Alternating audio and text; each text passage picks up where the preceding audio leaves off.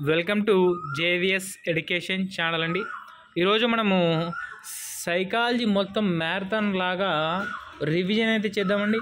ఇది కేవలం 2 అవర్స్ టైంలో టోటల్ సైకాలజీలో ఉన్న ప్రతి ఇంపార్టెంట్ టాపిక్ను టచ్ చేయడం అయితే జరుగుతుంది. ఇది రివిజన్కు మాత్రమే ఉపయోగపడుతుంది తెలియజేస్తున్నానండి.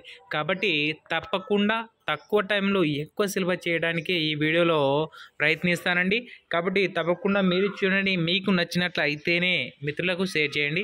టాపిక్లోకి వెళ్ళిపోదామండి. లేట్ చేయకుండా సైకాలజీ విషయానికి వచ్చినట్లయితే ఏంటి అని గమనించినట్లయితే, మానవ జీవితం గర్భస్థ దశ నుండి పుట్టి పెరిగి మరణించే వరకు ప్రతి క్షణం మార్పు చెందుతూ నిరంతరం ఒక ప్రవాహంలా కొనసాగుతుంది. మానవ జీవితంలో వివిధ దశలలో జరిగే మార్పులను వివరించేటకు ప్రధానంగా 3 అంశాలు తోడ్పడతాయండి. అవి 1 పెరుగుదల, 2 వికాసము, 3 పరిపక్వత. అవును సార్, ఏంటి వీటి గురించి తెలియజేసుకునే ముందు కొన్ని అంశాలు ఇప్పుడు తెలియజేసుకుందామండి. ముందుగా పెరుగుదల, వికాసము, పరిపక్వత. అయితే శిశువు వివిధ దశలలో చేయగలిగే వివిధ దశలలో చేయగలిగే పనులు, ఆలోచనలు అతని పెరుగుదల, వికాస, పరిపక్వత పైన ఆధారపడి ఉండును. ఏంటండి? శిశువు యొక్క చేయగల పనులు, ఆలోచనలు పెరుగుదల, వికాసం, పరిపక్వతపై ఆధారపడి ఉండును. శిశువు యొక్క పెరుగుదల, వికాసం, పరిపక్వ స్థాయిని అనుసరించి అభ్యసన అనుభవాలను ఏర్పాటు చేయడంతో పాటుగా మార్గదర్శకత్వం, మంత్రణం కూడా అందించవలసి ఉంటుంది అని గుర్తుపెట్టుకోవాలండి. అయితే ఇప్పుడు ఒక్కొక్క పాయింట్ గురించి, పెరుగుదల అంటే ఏమిటి, వికాసము అంటే ఏమిటి, తర్వాత పరిపక్వత అంటే ఏమిటి తెలియజేసుకుందామండి.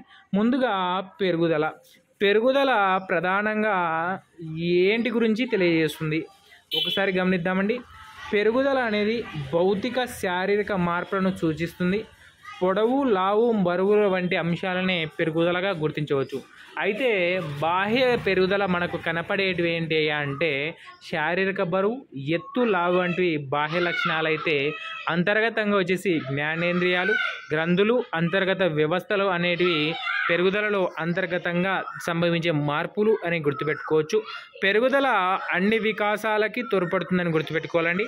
తర్వాత వికాసము, దీన్ని అభివృద్ధి కూడా అనే పరిభాషక పదంలో ఉపయోగిస్తాము. అభివృద్ధి ఏంటి, ఏ విధంగా తోడ్పడుతుంది అన్న విషయాలు చూద్దాం. పెరుగుదలతో పాటు జీవులలో వచ్చే గుణాత్మక మార్పును, మానసిక మార్పును వివరణని ఏమంటారా అంటే వికాసము అంటారు. అయితే తెలివైన వారు, మంచి అభిరుచి కలవారు, సామర్థ్యాలు, ప్రజ్ఞ, కౌశలాలు, సృజనాత్మకత, సాంఘికరణ కలవారు అన్న అంశాలను తెలియజేసే వాటిని ఏమంటారా అంటే వికాసము అంటారు. వికాసం డెఫినేషన్ మనకు అండర్సర్ గారి చూసినట్లయితే ఆకారాలు, ప్రకార్యాలను సమైక్యపరిచే సంక్లిష్ట ప్రక్రియనే వికాసము అని నిర్వచించిన వ్యక్తి ఎవరై అంటే అండర్సన్ అని గుర్తుపెట్టుకోవాలండి.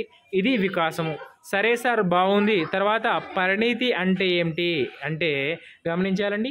పరిణితి అంటే అనువంశికంగా వచ్చిన శారీరక, మానసిక లక్షణాంశాల అభివృద్ధి. పుట్టిన శిశువు సామర్థ్యాలు బయట పడటమే లేదా విచ్చుకోవడమే లేదంటే వ్యక్తం అవడమే ఏంటి అంటే పరిమితి లేదా పరిణితి అంటారు. అంటే పుట్టుకతో వచ్చిన లక్షణాలు వయసుతో పాటు వికసించడాన్నే పరిపక్వత అంటారు. ఏంటండి? పుట్టుకతో వచ్చిన లక్షణాలు ఏజ్ ఆధారంగా డెవలప్ కావడాన్ని ఏమంటారు అంటే పరిపక్వత అంటారు. ఉదాహరణ గమనించినట్లయితే 6 నుంచి 8 నెలలకు దంతాలు రావడం గమనిస్తాం. అయితే ఇది అంటే 1వ నెల ప్రారంభమై 6 నుంచి 8 నెలల మధ్య దంతాలు రావడం అనేది పరిణితిగా గుర్తుపెట్టుకోవాలి. అంటే 5 నెలల పిల్లవానికి దంతాలు రావు. కాబట్టి 6 నెలల నుంచి 8 నెలల వయసు ఉన్నప్పుడు మాత్రమే దంతాలు రావడం జరుగుతుందని గుర్తుపెట్టుకోవాలి. 9 నుంచి 11 నెలల పిల్లవాడు నడవటము, తర్వాత 3 నుంచి 4 సంవత్సరాల పిల్లవాడు మాట్లాడడం వంటివన్నీ పరిపక్వత కిందికి వస్తాయని గుర్తుపెట్టుకోవాలి. పరిపక్వతపై ప్రాధాన్యం లేదు అన్న వ్యక్తి ఎవరై అంటే బ్రూనరు. అనువంశికత ప్రాధాన్యము, జన్యు సంబంధము అని చెప్పిన వాడు ఎవరై అంటే బ్రూనర్ అని గుర్తుపెట్టుకోవాలి. వికాసము వికాసము ఎఫ్ ఇంటూ పరిపక్వత ఇంటూ అభ్యాసం అని చెప్పిన డెఫినేషన్ ఎవరే అంటే డక్వర్త్ అని గుర్తుపెట్టుకోవాలి. అయితే పరిపక్వత ఏ విధంగా, ఇంకో ఉదాహరణ చెప్పాలంటే మాట్లాడడం పరిపక్వత అయితే, నైపుణ్యంగా అనర్గళంగా మాట్లాడడం అనేది వికాసం కిందికి వస్తుందని గుర్తుపెట్టుకోవాలి. ఇక్కడ ఈ టాపిక్లో చివరిగా సొరగేటెడ్ క్రీడ అంటే ఏమిటంటే, సొరగేటెడ్ అంటే అద్ది లేదంటే ఇతరులు ఆడేదాన్ని చూసి ఆనందపడ్డాన్ని సొరగేటెడ్ క్రీడ అంటారు. అంటే ఉదాహరణకు ఒక వ్యక్తి చిన్నపిల్లవాడు బాణాలు సంచాలు కాలుస్తుంటే వాటిని చూసి ఆనందపడడం సొరగేటెడ్ క్రీడ కిందకు వస్తుంది. ఇది ఎలా అంటే ఆదర్శ అభివృద్ధి లేదంటే ఒకరి చూసి ఒకరు ఆనందపడడం అనే అంశాల క్రిందికి తోస్తుందని గుర్తుపెట్టుకోవాలి. తర్వాత వికాస సూత్రాల గురించి తెలియజేసుకుందాం. వికాస సూత్రాలు ప్రధానంగా ప్రతి టాపిక్లో ప్రతిసారి అడగడం జరుగుతుందండి. నెక్స్ట్ వికాస నియమాలండి. వికాస నియమాల నుంచి ప్రశ్న అడగకుండా అనేది డిఎస్సి క్వశ్చన్ పేపర్ చరిత్రలో లేదు కాబట్టి ఈ టాపిక్ చాలా చాలా ఇంపార్టెంట్ అండి. 10 వికాస సూత్రాలు ఉన్నాయి. ఆ 10 వికాస సూత్రాల నుంచి తప్పకుండా ఒక క్వశ్చన్ వస్తుంది. అయితే ఏంటి ఆ వికాస సూత్రాలు? కొన్ని నియమాలు ఉన్నాయి. అవి ఏంటి అంటే, ఒకటిది క్రమానుగత నియమము. ఏంటి క్రమానుగత నియమం? ఏంటి సార్ ఈ క్రమానుగత నియమము? ఏంటికి ఉపయోగపడుతుంది మనకు అన్నీ తెలియజేసే ముందు, ఏంటి క్రమము అంటే శిశు వికాసం అనేది ఒక పర్టికులర్ అంటే ఒక నియమిత క్రమమును అనుసరిస్తుంది. ఉదాహరణకు పిల్లవాడు మొదట కూర్చోవడం ప్రారంభించి తర్వాత ఒక ఆధారం పట్టుకొని నిలబడము, దాని ఆధారంతో లేచి నిలబడి నడవడం అనేది ఒక వరుస క్రమం జరుగుతుంది. అయితే పిల్లలు ఒకరికి వ్యత్యాసం ఉన్నప్పటికీ ఇదే క్రమమున మాత్రం తప్పకుండా జరుగుతుంది అని గుర్తుపెట్టుకోవాలి. మొదట ముద్దు పలుకులతో ప్రారంభించి భాషా వికాసం, తర్వాత చిన్న సంభాషణలు, తర్వాత సంక్లిష్టమైన భాషా పదాలను పలకడం జరుగుతుంది.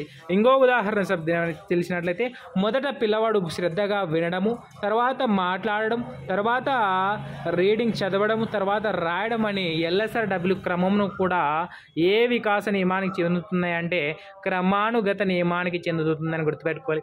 చిత్రాలు డ్రాయింగ్ విషయానికి వచ్చినట్లయితే, మొదట వృత్తాకార వాటిని, తర్వాత చతురస్రము, తర్వాత దీర్ఘ చతురస్రము, తర్వాత షట్చక్ర ఆకారములు గీయటానికి అవకాశం ఉంటుంది.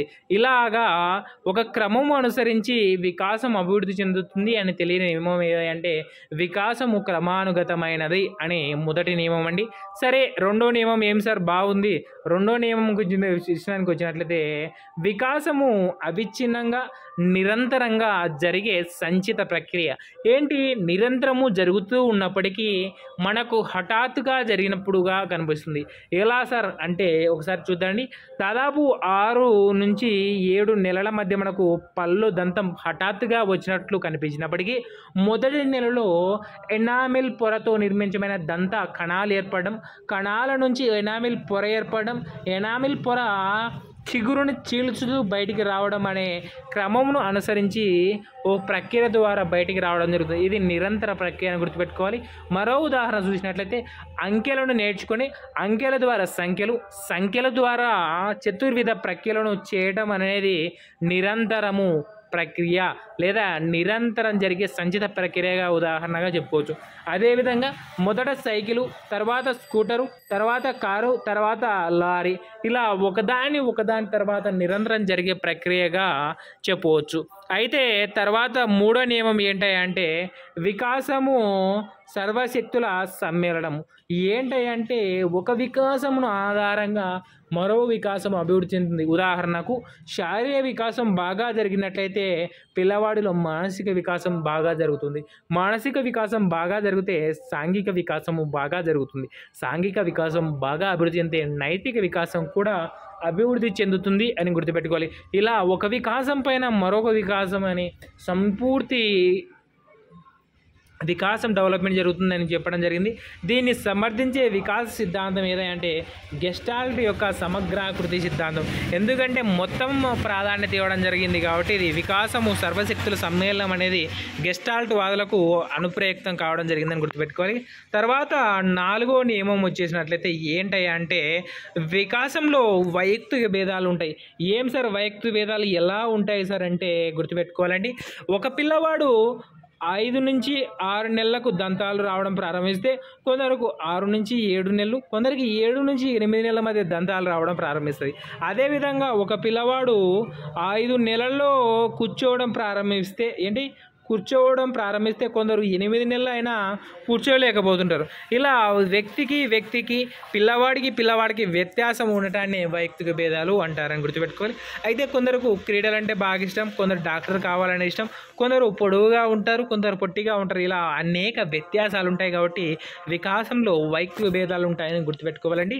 తర్వాత వికాసం 2 నిర్దిష్ట పోకడలను అవలంబిస్తుంది లేదా అనువర్తిస్తుంది. దీన్ని దిశా సూత్రాలు అంటారని గుర్తుపెట్టుకోవాలి. అది మొదటిది ఏందయ్యా అంటే శిరపాదాభిముఖ వికాసము. ఏంటయ్యా అంటే వికాసం మొదట తలలో ప్రారంభమై దాని తర్వాత పార్శ్వ భాగాలకు వ్యాప్తి చెందుతుంది. ఉదాహరణకు మొదట శిశువు తల్లి గర్భంలోంచి బయటకు తల బయటికి రావడం జరుగుతుంది. దాని తర్వాత నడుము, మొండెము, తర్వాత కాళ్ళు బయటికి రావడం జరుగుతుంది. అదేవిధంగా మొదట పిల్లవాడు తల నిలిపి తర్వాత శరీరం యొక్క పార్శ్వ భాగాలపైన పట్టు సాధించడం జరుగుతుందని గుర్తుపెట్టుకోవాలి. ఇక సమీప దూరస్థ వికాసం, మిడిల్ టు పార్షియల్లీ అంటే శరీరం మధ్య భాగం నుంచి ఇక్కడ అవతలకు ఇటువైపు డెవలప్ చెందడాన్ని ఏమంటారు అంటే సమీప దూరస్థ దిశ. దీనికి ఉదాహరణ ఏ విధంగా చెప్పాలంటే మొదట పిల్లవాడు ఏ వస్తువునైనా సరే శరీరం మొత్తంను కేంద్రీకరించి పట్టుకోవడం జరుగుతుంది. తర్వాత చిన్న చేతులకు తర్వాత వేళ్లకు బదలాయించడం జరుగుతుంది. ఇది సమీప దూరస్థ వికాసానికి ఉదాహరణగా చెప్పుకోవచ్చు అని గుర్తుపెట్టుకోవాలి. ఇది సమీప దూరస్థ, ఇది శిర పాదాభిముఖ వికాసము అని గుర్తుపెట్టుకోవాలండి. తర్వాత సామాన్య అంశాల నుండి నిర్దిష్ట అంశాలు. ఏంటి సార్ ఈ వికాస నియమం, ఏవి గురించి తెలుస్తుందని అంటే మొదట పిల్లవాడు మహిళలు 4 ఉంటే వారినందరూ మా అమ్మ అని సాధారణీకరంగా పిలవడం జరుగుతుంది. తర్వాత కొంతకాలానికి పిల్లవాడు వాళ్ళ అమ్మని మాత్రమే అమ్మ అని, మిగతా వాళ్ళు వాళ్ళ అమ్మ కాదని గుర్తించడం జరుగుతుంది. అంటే అనేక అంశాలను ఒకటిగా జోడించినప్పుడు తర్వాత ప్రత్యేక అంశంగా గుర్తించడం జరుగుతుంది అని గుర్తుపెట్టుకోవాలి. కాబట్టి పాఠశాలలో కూడా పిల్లల వయసు ఆధారంగానే సామాన్య అంశాల నుంచి ప్రారంభించి కష్టమైన డిఫికల్ట్ మెథడ్కు వెళ్ళాలని చెబుతుందండి. తర్వాత వికాసం అనువంశికత, పరిసరాల చర్య ఫలితము. ఎందుకంటే వ్యక్తి వికాసం పైన 90% అనువంశికత ప్రభావం చూపిస్తే 10% మాత్రమే పరిసరాలు చర్య చూపుతాయని గుర్తుపెట్టుకోవచ్చు. తర్వాత ఉన్న వికాస నియమం ఏంటంటే అంటే వికాసం ప్రాగుప్తీకరణ అంటే ఏమిటంటే అంచనా వేయడం ఎలా అంటే ఉదాహరణకు 3 సంవత్సరాల పిల్లవాడు 40 సెంటీమీటర్ల ఎత్తు కలిగి ఉంటే 7 సంవత్సరాల పిల్లవాడు 70 సెంటీమీటర్లు ఉంటాడని అనుకోవడం. అదేవిధంగా చిన్నప్పుడు పిల్లవాడు లెక్కలు బాగా చేస్తుంటే రేపు పొద్దున మంచి ఇంజనీర్ అవుతాడు అనుకోవడం. అదేవిధంగా చిన్నగా ఉన్నప్పుడు సైన్స్పై బాగా పట్టు ఉంటే రేపు పొద్దున పెద్దగా డాక్టర్ అవుతాడని అంచనా వేయడం, ప్రాగుప్తీకరించడం అనే ఉదాహరణకి నీకు వస్తుంది వికాస నియమాన్ని తెలుపుతుంది. ఇక తర్వాత విషయానికి వచ్చినట్లయితే వికాసము అన్ని దశల్లో ఒకే విధంగా ఉండదు. ఎలా సార్, ఏం సార్ అంటే ఉదాహరణకు శైశవ దశలో పెరుగుదల శైశవ దశలో పెరుగుదల గట్టిగా ఉండి పూర్వ బాల్య దశకు వచ్చేసరికి నిదానంగా అవుతుంది. అదే ఉత్తర బాల్య దశకి మరీ నిదానంగా జరుగుతుందని గుర్తుపెట్టుకోవాలి. అదేవిధంగా ఉద్వేగాల విషయానికి వచ్చినట్లయితే శైశవ దశలో చాలా తక్కువగా ఉండి తర్వాత బాల్య దశలో నిలకడగా నిరంతరంగా ఉండి కౌమార దశకు వచ్చేసరికి ఉద్వేగాలు అస్థిరతను పొందుతాయి. ఇలా ఒక్కొక్క దశల నందు వివిధ అంశాలు మార్పు చెందుతాయి అని గుర్తుపెట్టుకోవాలండి. ఇక్కడ తర్వాతది వికాసం నిరంతర ప్రక్రియ. అవునండి, వికాసము తల్లి గర్భంలో నుంచి ప్రారంభమై చనిపోయేంత వరకు నిరంతరము జరుగుతూనే ఉంటుంది. నూతన అనుభవాలు ఏర్పడే కొద్దీ వికాస వృద్ధి జరుగుతుంది అని గుర్తుపెట్టుకోవాలండి.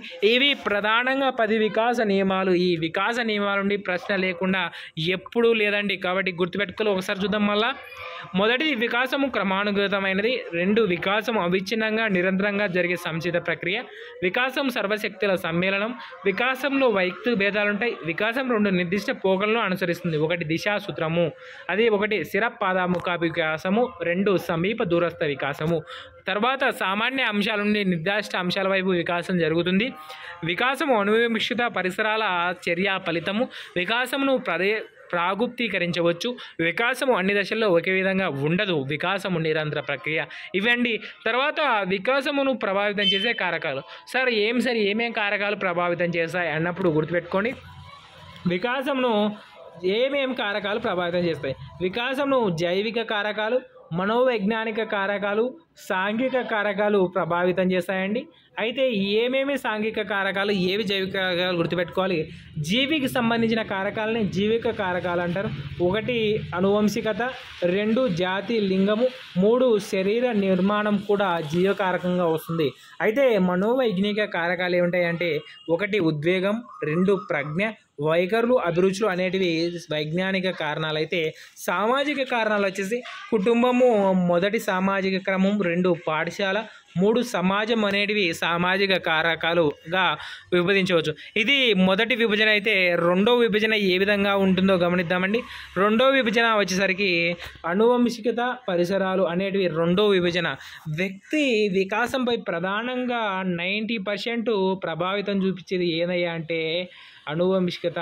2 పరిసరాలు వచ్చేసి 10% మాత్రమే ప్రభావితం చూస్తాయి. అయితే అనువంశికతవాదులు తర్వాత పరిసరవాదులు మనకు చాలా చాలా ఇంపార్టెంట్ అండి. ఎందుకంటే ఎగ్జామ్ పాయింట్ ఆఫ్ వ్యూలో తరచుగా వీరిపై ప్రశ్నలు అయితే అడగడం జరుగుతుంది. ఒకటి ఉదాహరణ వచ్చేసి అనువంశికవాదులకు సంబంధించి ఎవరున్నారయ్యా అంటే సర్ ఫ్రాన్సిస్ గాల్టన్ వచ్చేసి హెరిడిటరీ జీనియస్ అనే గ్రంథమును రచించడం జరిగింది. ఈయన రాజనీతి కుటుంబీకులపైన పరిశోధన చేసి అధిక ప్రజ్ఞ గల వారికి అధిక ప్రజ్ఞ గల సంతానం ఏర్పడుతుందని తెలియజేయడం జరిగింది. తర్వాత డగ్డేల్ వచ్చేసి మ్యాక్స్ జూక్స్ అనే కుటుంబం పైన, గోడార్డ్ వచ్చేసి మార్టిన్ కల్లికాక్ అనే ఫ్యామిలీ పైన, పియర్సన్ వచ్చేసి డార్విన్ కుటుంబము హోమిని కుటుంబం పైన, ప్రీమన్ వచ్చేసి కవలలు అన్నదమ్ముల పైన, కెల్లాగ్ దంపతులు డొనాల్డ్ తర్వాత గుహ అనే చింపాంజీ పైన. ఇక్కడ డొనాల్డ్ అనేవాడు కెల్లాగ్ యొక్క దంపతుల కొడుకు అండి. గుహ అనేది చింపాంజీ. వీటిపైన అనువంశ పరిసరాల ప్రభావం పరీక్షించారు. తర్వాత విన్షిప్ అనే వాళ్ళు ఎడ్వర్డ్ అనే కుటుంబం పైన పరిశోధన చేసి అనువంశిక ప్రాధాన్యం ఎక్కువగా ఉంటుందని తెలియజేయడింది. అయితే పరిసరవాదులు వచ్చేసరికి అనువంశిక కారకాలు తప్ప వ్యక్తిపై ప్రభావితం చూసే అన్ని అంశాలను పరిసర కారకాలుగా చెప్పొచ్చు. అయితే వ్యక్తి వికాసంపై పరిసరాలే అధిక ప్రాధాన్యత ఉంటుంది అని తెలియజేసిన వాళ్ళు పరిసరవాదులు. వాటిలో ప్రముఖంగా చెప్పుకోవాల్సిన వ్యక్తి వాట్సన్ అండి, జేబీ వాట్సన్. ఇతను నాకు 12 మంది పిల్లలు ఇవ్వండి, వారు మీరు ఎలా కావాలంటే ఇలా, దొంగలు కావాలంటే దొంగలు, డాక్టర్ కావాలంటే డాక్టరు, ఏమి కావాలన్నా అది తయారు చేస్తా అని చెప్పడం జరిగింది. తర్వాత న్యూమను, ఫ్రీమను, తర్వాత హార్జింగ్ గల్, ఈ ముగ్గురు కలిసి ప్రయోగాలు చేయడం జరిగింది. 19 మంది సమరూప కవలను విభజించి వేరు పరిసరాల వద్ద శిక్షణ ఇచ్చి వారి యొక్క ప్రజ్ఞా పటవాల వ్యత్యాసాన్ని గుర్తించడం జరిగింది. పరిసరాల ప్రభావంపై ప్రయోగం చేయడం జరిగింది. తర్వాత స్కోడాక్ అనే వ్యక్తి పెంపుడు జంతువులపైన, గోడన్ అనే జిప్సీ అనే పడవ నడిపే వ్యక్తులపైన, డబ్ల్యూసి బాగ్లే వచ్చేసి పాఠశాల వసతులు విద్య అన్న కాన్సెప్ట్ పైన ప్రయోగాలు చేయడం జరిగింది. డబ్ల్యూసి బాగ్లే గారు రచించిన గ్రంథం ఏదైతే ఎడ్యుకేషన్ డిటర్మినేషన్ అండి. వీరండి ప్రధానంగా పరిసరవాదులు. తర్వాత అనువంశవాదులు. తర్వాత మనకు ప్రధానంగా మెండల్ అనువంశిక సూత్రాలు చాలా చాలా చాలా ఇంపార్టెంట్ అండి. వాటి గురించి ఇప్పుడు చూద్దాం. ఏంటి అనువంశికత సూత్రం అంటే ప్రధానంగా 3 సూత్రాలండి. 1 సారూప్యత లేదా పోలికా సూత్రము, 2 వైవిధ్యత సూత్రం, 3 ప్రతిగమన లేదా తిరోగమన సూత్రం. ఈ 3 సూత్రాలు ఎంత ఇంపార్టెంట్ అయ్యా అంటే చాలా చాలా ఇంపార్టెంట్ అండి. వ్యక్తిని ఎలా ఉంటాడు అని తెలియజేసే ఇది 3 సూత్రాలు. సారూప్యత పోలిక సూత్రం ఏంటయ్యా అంటే తల్లిదండ్రులను పోలిన పిల్లలు జన్మించడాన్ని సారూప్యత లేదా పోలికా సూత్రం అంటారు. ఉదాహరణకు జామ చెట్టుకు జామ పండు తప్ప ఏది పడుతుంది, పులి కడుపున పులి పుట్టింది అన్న సామెతలు మొండెల్ యొక్క సారూప్యత పోలికా సూత్రంకు సంబంధించింది. వైవిధ్యం ఏంటనే అంటే తల్లిదండ్రులకు పిల్లవాడికి కాసింత వ్యత్యాసం ఉంటాయని వైవిధ్యత సూత్రం అంటారు. ఉదాహరణకు అత్యున్నత ప్రజ్ఞ గల వారికి సాధారణ ప్రజ్ఞ గల పిల్లలు పుట్టడము, అదేవిధంగా సాధారణ ప్రజ్ఞ గల పిల్లల వరకు మూడులు పుట్టడము, అందమైన దంపతులకు సాధారణ అందం గల పిల్లలు పుట్టడం వాడిని ఏమంటారు అంటే వైవిధ్యత సూత్రము అంటారు. మూడవది చాలా చాలా ఇంపార్టెంట్ అండి, ప్రతిగమన లేదా తిరోగమన సూత్రం. ఏంటయ్యా అంటే హైలీ ఇంటెలిజెన్స్కు మూడులు లేదా అల్పబుద్ధులు పుట్టడము. అంటే ఉదాహరణ వచ్చేసి పండిత పుత్ర పరమశుంఠ అన్న సామెత మెండల్ అనువంశిక సూత్రాల్లో ప్రతిగమన సూత్రానికి తెలియజేస్తుందండి. అందమైన దంపతులకు అందహీనమైన పిల్లలు పుట్టడము, అదేవిధంగా చాలా తెలివైన వారికి తెలివి తక్కువ వాళ్ళు పుట్టడము ప్రతిగమన సూత్రమును తెలియజేస్తుంది. తర్వాత కవలల గురించి ప్రశ్నలు అడగడం జరుగుతుంది. సమరూప కవలలు అంటే ఏమిటి? ఉదాహరణకు చూసినట్లయితే ఒక అండము ఒక శుక్రకణము జత అయి ఒక సంయుక్త బీజాన్ని ఏర్పరిచి సంయుక్త బీజం విభజన చెందుతున్నప్పుడు 2 కణాలుగా, అంటే ఇక్కడ సంయుక్త బీజం ఏర్పడిన తర్వాత 2 కణాలుగా విభజన చెంది ఆ కణాలు వృద్ధి చెంది ఏర్పడిన పిల్లల్ని ఏమంటారు అంటే సమరూప కవలలు అంటారని గుర్తుపెట్టుకోవాలి. అయితే విభిన్న కవలలు అంటే ఏంటంటే ఒక్కో తల్లికి ఒక్కోసారి 2 అండాలు లేదా 4 అండాలు విడుదల జరగడం జరుగుతుంది. ఇలా 2 లేదా 4 అండాలు విడుదలైనప్పుడు 2 వేరు శుక్రకణాలు వచ్చి ఫలదీకరించింది. 2 ఫలదీకరణ అండాలు ఏర్పడి ఆ అండాలు అభివృద్ధి చెందడాన్ని ద్వారా విభిన్న కవలలు ఏర్పడతారని గుర్తుపెట్టుకోవాలండి. ఇది కవలలు ఏర్పడే క్రమం అండి. ఇవి చాలా ఇంపార్టెంట్ గుర్తుపెట్టుకోవాలి. తర్వాత వ్యక్తి వికాస దశలు ఎలిజబెత్ అర్లాక్ గారు రచించిన డెవలప్మెంటల్ సైకాలజీ అనే గ్రంథంలో వ్యక్తి వికాస దశలు 10గా అయితే విభజించడం జరిగింది. అయితే ఆ వివిధ దశలు ఎంత వయసు గలవారుగా గుర్తించడం జరిగిందండి. ఒకటి నవజాత శిశువు అండి. అంటే తల్లి గర్భం నుంచి అప్పుడే పుట్టిన శిశువు నుంచి 2 వారాల వయసు గల వారిని ఏమంటారా అంటే నవజాత శిశువు అంటారు. దీన్ని ఇంగ్లీష్లో నియోనాటల్ అంటారని గుర్తుపెట్టుకోవాలి. తర్వాత శైశవ దశ అండి. దీన్ని ఇన్ఫాన్సీ అంటారు. దీని వయసు వచ్చేసి 2 వారాల నుంచి 2 సంవత్సరాలు అని గుర్తుపెట్టుకోవాలి. తర్వాత పూర్వ బాల్య దశ ఎర్లీ చైల్డ్హుడ్ అండి. 3 to 5 years అని గుర్తుపెట్టుకోవాలి. ఉత్తర బాల్య దశ లేటర్ చైల్డ్హుడ్. దీని వయసు వచ్చేసి 6 to 10 years అని గుర్తుపెట్టుకోవాలి. యవ్వనారంభ దశ ప్రబట్టి ఏజ్ అంటారు. 11 to 12 years అని గుర్తుపెట్టుకోవాలి. ఇది 11 to 12 అనే స్త్రీలో లేదా లేడీస్లో ఉంటుంది. 12 to 13 వచ్చేసి పురుషుల్లో ఉంటుందని గుర్తుపెట్టుకోవాలి. తర్వాత పూర్వ కౌమార, తర్వాత ఉత్తర కౌమార వయసులు అండి. పూర్వ కౌమార ఎర్లీ అడల్సెన్స్, ఉత్తర కౌమార లేట్ అడల్సెన్స్ అండి. 13 నుంచి 17 సంవత్సరాలు పూర్వ కౌమార అయితే 18 నుంచి 21 సంవత్సరం వచ్చేసి ఉత్తర కౌమార అని గుర్తుపెట్టుకోవాలి. వయోజన వచ్చేసి 21 నుంచి 40 సంవత్సరాలు. మధ్య వయసు వచ్చేసి 41 to 60 పైన వృద్ధాప్యం ఓల్డేజ్ అని గుర్తుపెట్టుకోవాలి. ఇవి వ్యక్తి వికాస దశలు 10 అని గుర్తుపెట్టుకోవాలండి. అయితే ఈ దశలలో చాలా ఇంపార్టెంట్ అంశాలను అయితే ఇప్పుడు గమనించామండి. అవి ఏంటయ్యా అంటే ఇక్కడ నవజాత శిశువు ఏంటండి? నవజాత శిశువు అంటే ఏమిటంటే పుట్టినప్పటి నుంచి 2 వారాల వయసు వరకు గల వాడిని ఏమంటారు అంటే నవజాత శిశువు అంటారు. నవజాత శిశువు ప్రధానంగా లక్ష్యం ఏంటయ్యా అంటే సర్దుబాటు చేసుకునే గుణం అధికంగా ఉంటుంది. పుట్టినప్పుడే అంటే మొదట సర్దుబాటు వయసు అని ఏదాయిస్తానని అంటారా అంటే నవజాత శిశువు దశను అంటారని గుర్తుపెట్టుకోవాలి. అయితే తల్లి గర్భం యొక్క ఉష్ణోగ్రత ఎంత అంటే 110 ఫారెన్హీట్స్ అని గుర్తుపెట్టుకోవాలండి. ఇది ప్రశ్న అడగడానికి అవకాశం లాస్ట్ టైం డిఎస్సిలో అడగడం జరిగిందండి. తర్వాత 2వ దశ శైశవ దశ. 2 వారాల నుంచి 2 సంవత్సరాల వయసు గల దశ ఏదైనా అంటే శైశవ దశ. ఇక్కడ శారీరక పెరుగుదల అనేది అధికంగా ఉంటుంది. Highly importance on the physical development అని గుర్తుపెట్టుకోవాలి. జ్ఞానేంద్రియ వికాసం కూడా ఉంటుంది. ఏకాంతర క్రీడ ఆడే దశ ఏదైనా అంటే శైశవ దశ అని. ముద్దు పలుకుల దశ అంటే కూడా శైశవ దశ అని గుర్తుపెట్టుకోవాలి. ఈ దశనందు నార్సిజం ఎక్కువగా ప్రదర్శిస్తారు పిల్లలు. నార్సిజం అంటే ఏమిటి అంటే తనను తాను ప్రేమించుకోవడాన్ని ఏమంటారయ్యా అంటే నార్సిజము అంటారు. గుర్తుపెట్టుకోవాలి. నార్సిజం ఏ దశలో ఉంటుందండి? శైశవ దశలో ఉంటుంది అని గుర్తుపెట్టుకోవాలి. తర్వాత దశ పూర్వ బాల్య దశ. 2 సంవత్సరాల నుంచి 5 సంవత్సరాల వరకు ఉండే దశ ఏ దశ అంటే పూర్వ బాల్య దశ అండి. పూర్వ బాల్య దశని ఏమంటారు అంటే పూర్వ ముఠా దశ, పూర్వ పాఠశాల దశ అని అనడం జరుగుతుంది. ఇక్కడ ఉద్వేగాలు విపరీతంగా ఉంటాయండి.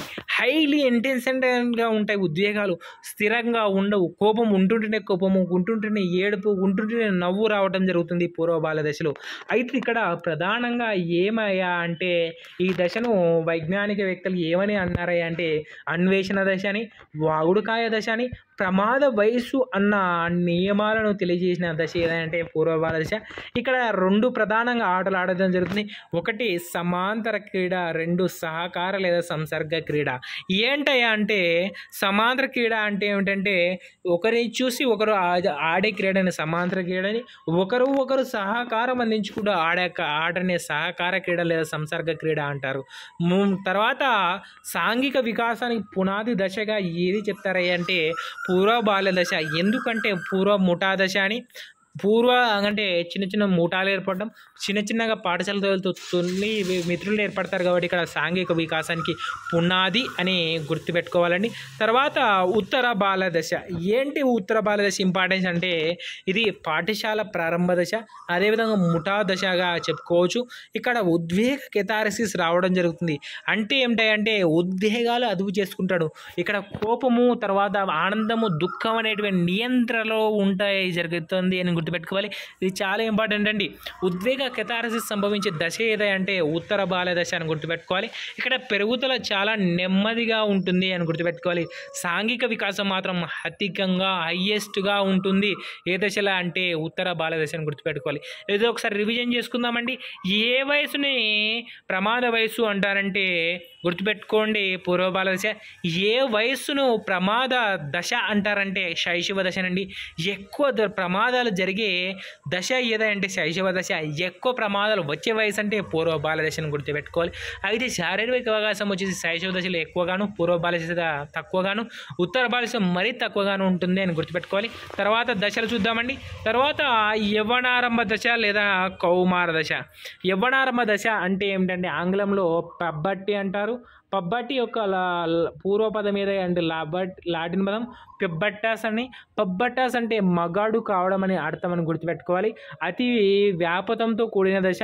గొనాడోట్రోపిన్ హార్మోన్ విడుదలయ్యే దశ ఏదైనా అంటే యవ్వనారంభ దశ. ఈ గొనాడోట్రోపిన్ హార్మోన్ వల్ల ఏమొస్తాయంటే సెకండరీ సెక్సువల్ క్యారెక్టర్స్ అండి. సెకండరీ సెక్సువల్ క్యారెక్టర్స్ రావడం జరుగుతుంది. దీనివల్ల అనేక ఒత్తిడులు, హార్మోన్స్ ద్వారా మొటిమలు రావటము, తర్వాత సెకండ్ లైంగిక లక్షణాలు, మీసాలు, గడ్డాలు మొలవడడం వంటివి యవ్వనారంభ దశలో ప్రారంభమవుతాయి. తర్వాత కౌమార దశ అని దీన్ని ఆంగ్లంలో అడల్సెన్స్ అంటారు. అడల్సెన్స్ అనేది లాటిన్ భాష పదం అడల్సరే అనే పదం నుంచి రావడం. దీని అర్థం వచ్చేసి పరిపక్వత చెందడము అని గుర్తుపెట్టుకోవాలి.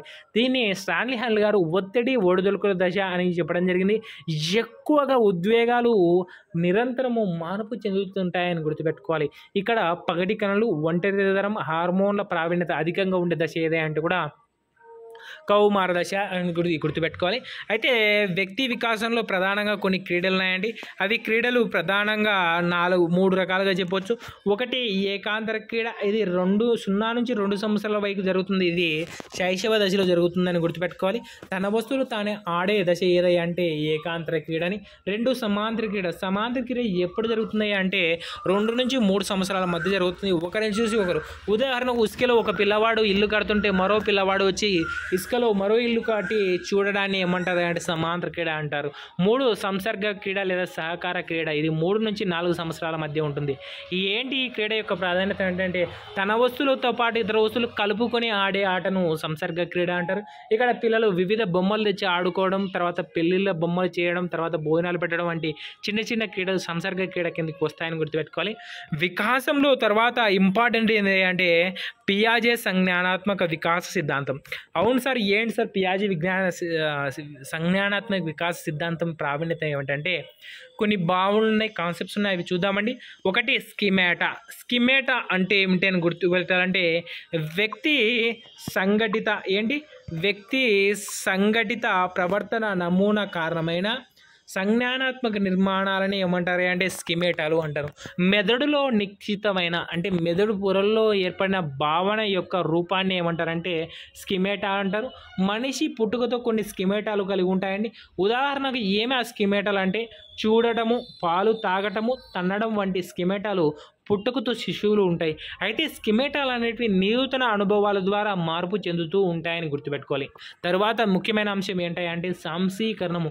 దీన్ని ఏమని చెప్పవచ్చు అంటే పోలిక లేదా పోల్చడము అని చెప్పొచ్చండి. ఏంటి సార్ పోల్చడము ఎందుకు అంటున్నారంటే ఒకసారి ఉదాహరణ గమనిద్దామండి. ఏదైనా కొత్త అనుభవం పొందినప్పుడు బాలుడు పాత అనుభవంతో పోల్చి ప్రవర్తన చేయడాన్ని ఏమంటారు అంటే సాంశీకరణము అంటారండి. సాంశీకరణానికి ఉదాహరణ కుక్క. పిల్లవాడు ఒక గాడిని చూసి లాస్ట్ టైం నేను కుక్క అని చెప్పాడు నాన్న, 4 కాళ్ళు ఉన్నాయి కాబట్టి దీనికి కూడా 4 కాళ్ళు ఉన్నాయి కాబట్టి ఇది కూడా కుక్కే అని చెప్పడాన్ని ఏమంటారా అంటే సాంశీకరణ. అంటే కుక్కకు 4 కాళ్ళు ఉన్నాయి కాబట్టి ఈ జంతువు కూడా 4 కాళ్ళు ఉన్నాయి అని గుర్తించి దీన్ని కూడా కుక్క అని అనడం సాంశీకరణ అవుతుంది. తర్వాత ఉన్న అంశం ఏంటంటే అనుగుణ్యము. ఏంటి అనుగుణ్యము?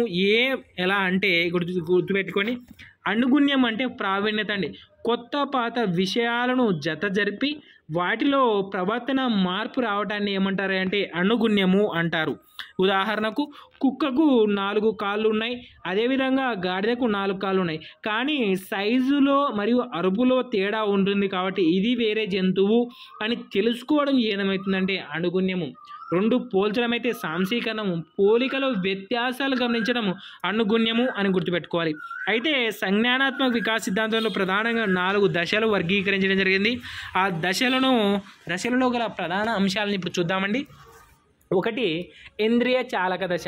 అవును సార్, ఏంటి ఇంద్రియ చాలక దశ అంటే, ఈ దశలో పిల్లవాడు కేవలం జ్ఞానేంద్రియాలైన 5 కళ్ళు, ముక్కు, చెవులు, స్పర్శ జ్ఞానేంద్రియాలను ఉపయోగించి మాత్రమే తన భావాలను వ్యక్తం చేస్తాడు. కాబట్టి దీన్ని ఇంద్రియ చాలక దశ అన్నారు. దీని వయసు వచ్చేసి 0 నుంచి 2 సంవత్సరాలండి. ఇక్కడ వస్తు స్థిరత్వ భావన ఉంటుంది. ఏంటి వస్తు స్థిరత్వ భావన అంటే ఏమిటంటే, పిల్లవాడి ముందర ఒక గిలక ఇచ్చినప్పుడు ఆడుకుంటాడు, గిలక తీసేసిన ఎక్కడో చోట ఉందిలే అనే భావనను కలిగి ఉంటాడు. అంటే వస్తువు ఇక్కడ లేకపోయినా ఎక్కడో చోట ఉంటుంది అన్న భావన ఎక్కడ ఉంటుంది అంటే ఇంద్రియ చాలక దశ. దీన్ని వస్తు స్థిరత్వ భావన అంటారు. తర్వాత 2 అనుసరించే దశ. ఎందుకు అనుసరించే దశ అంటారంటే, పిల్లవాడు ఇక్కడ అనుకరణ అనేది ప్రాముఖ్యత ఉంటుంది. ఉదాహరణకు ఒక సంవత్సరం పిల్లవాడి దగ్గరికి పోయి చేతులు ఇలా టాటా చెప్పినట్లయితే వాడు కూడా 2 చేతులు ఇలా ఊపడం, బాయిలు ఊపడం వంటివి ఎక్కడ జరుగుతున్నాయి అంటే ఇంద్రియ చాలక దశలో జరుగుతుందని గుర్తుపెట్టుకుని, టాటాలు బాయిలు ప్రారంభమయ్యే నెలలు ఎప్పుడయ్యా అంటే 13 నుంచి 14 నెలల మధ్య జరుగుతుందని గుర్తుపెట్టుకోవాలి. తర్వాత 12 నుంచి 18 నెలల వరకు పిల్లవాడు యత్నదోష పద్ధతిని, 18 నుంచి 24 వరకు అంతర్దృష్టి పద్ధతిని ఉపయోగిస్తాడని గుర్తుపెట్టుకోవాలి. తర్వాత ఉన్న దశ ఏంటంటే పూర్వ ప్రచాలక దశ లేదంటే ప్రాక్ చాలక దశ అంటారు. దీనిలో ప్రధానంగా 2 ఉపదశలు ఉన్నాయండి. ఒకటి పూర్వ భావనాత్మక దశ, 2 అంతర్బౌద్ధిక దశ. పూర్వ భావనాత్మక దశ వచ్చేసి 2 నుంచి 4 సంవత్సరాల వరకు, అంతర్బౌద్ధిక దశ వచ్చేసి 4 నుంచి 7 సంవత్సరాల వరకు ఉంటుందని గుర్తుపెట్టుకోవాలి. అయితే దీనిలో ఉన్న ప్రధాన అంశాలు వచ్చేసి పూర్వ భావనాత్మక దశలో వచ్చేసి సర్వాత్మవాదం, అహకేంద్రికవాదం ఉంటే, అంతర్బౌద్ధిక దశ వచ్చేసి పదిలపరుచుకునే భావన లేదా అవిపర్యాత్మక భావన అని. ఈ 4 చాలా ఇంపార్టెంట్. వీటిపైన కూడా అడుగుతుంటాడు. ఇక్కడ సర్వాత్మక వాదము లేదా అనిమిజం అంటే ఏమిటంటే, ప్రాణం లేని వస్తువులకు ప్రాణం ఉంది అని భావించడాన్ని ఏమంటారంటే సర్వాత్మక వాదము అంటారు. ఉదాహరణకు బొమ్మను పిల్లవాడు ప్రాణం ఉందని పాలు తాపడం, స్నానం చేపడం, తల దూవడం వంటి పనులు ఏ దానికి వస్తున్నాయి అంటే సర్వాత్మక వాదం లేదా అనిమిజం అని అంటారని గుర్తుపెట్టుకోవాలి. ఇది పూర్వ భావన దశలో ఉంటుందని గుర్తుపెట్టుకోవాలండి. తర్వాత అహంకేంద్రిత భావం ఏంటయ్యా అంటే, ప్రపంచం మొత్తం తన చుట్టూ తిరుగుతుంది, తన కోసమే నడుస్తుంది అనుకోవడమే అహంకేంద్రీకృత భావం అని గుర్తుపెట్టుకోవాలి. తర్వాత అంతర్బౌద్ధిక దశలో 2 ఉన్నాయండి. ఒకటి పదిలపరుచుకునే భావన లోపం, 2 అవిపర్యాత్మక లోపం అండి. ఇక పదిలపరుచుకున్న భావన లోపం ఏంటంటే, ఒక వస్తువు బాహ్యంగా మార్చినా దాని లక్షణాలు మారవు అన్న గ్రహణ శక్తి లేకపోవడాన్ని ఏమంటారు అంటే పదిలపరుచుకునే భావన లోపము అంటారు. ఉదాహరణకు 2 ఒకే సైజు మట్టి ముద్దలు తీసుకొని గోళాకారంగా ఉన్నదాన్ని స్తూపాకారంగా మార్చినప్పుడు ఏది పొడవు అంటే స్తూపాకారంగా ఉన్న పొడవుదని, అదేవిధంగా 2 ఒకే ఘన పరిమాణం గల గ్లాసులో ఒకటి పొడవుది ఒకటి ఎడుపుది తీసుకున్నప్పుడు ఏది పెద్దదంటే పొడవుదే పెద్దదనుకోవడం ఏదై అంటే పరుచుకునే భావన లోపం అని గుర్తుపెట్టుకోవాలి.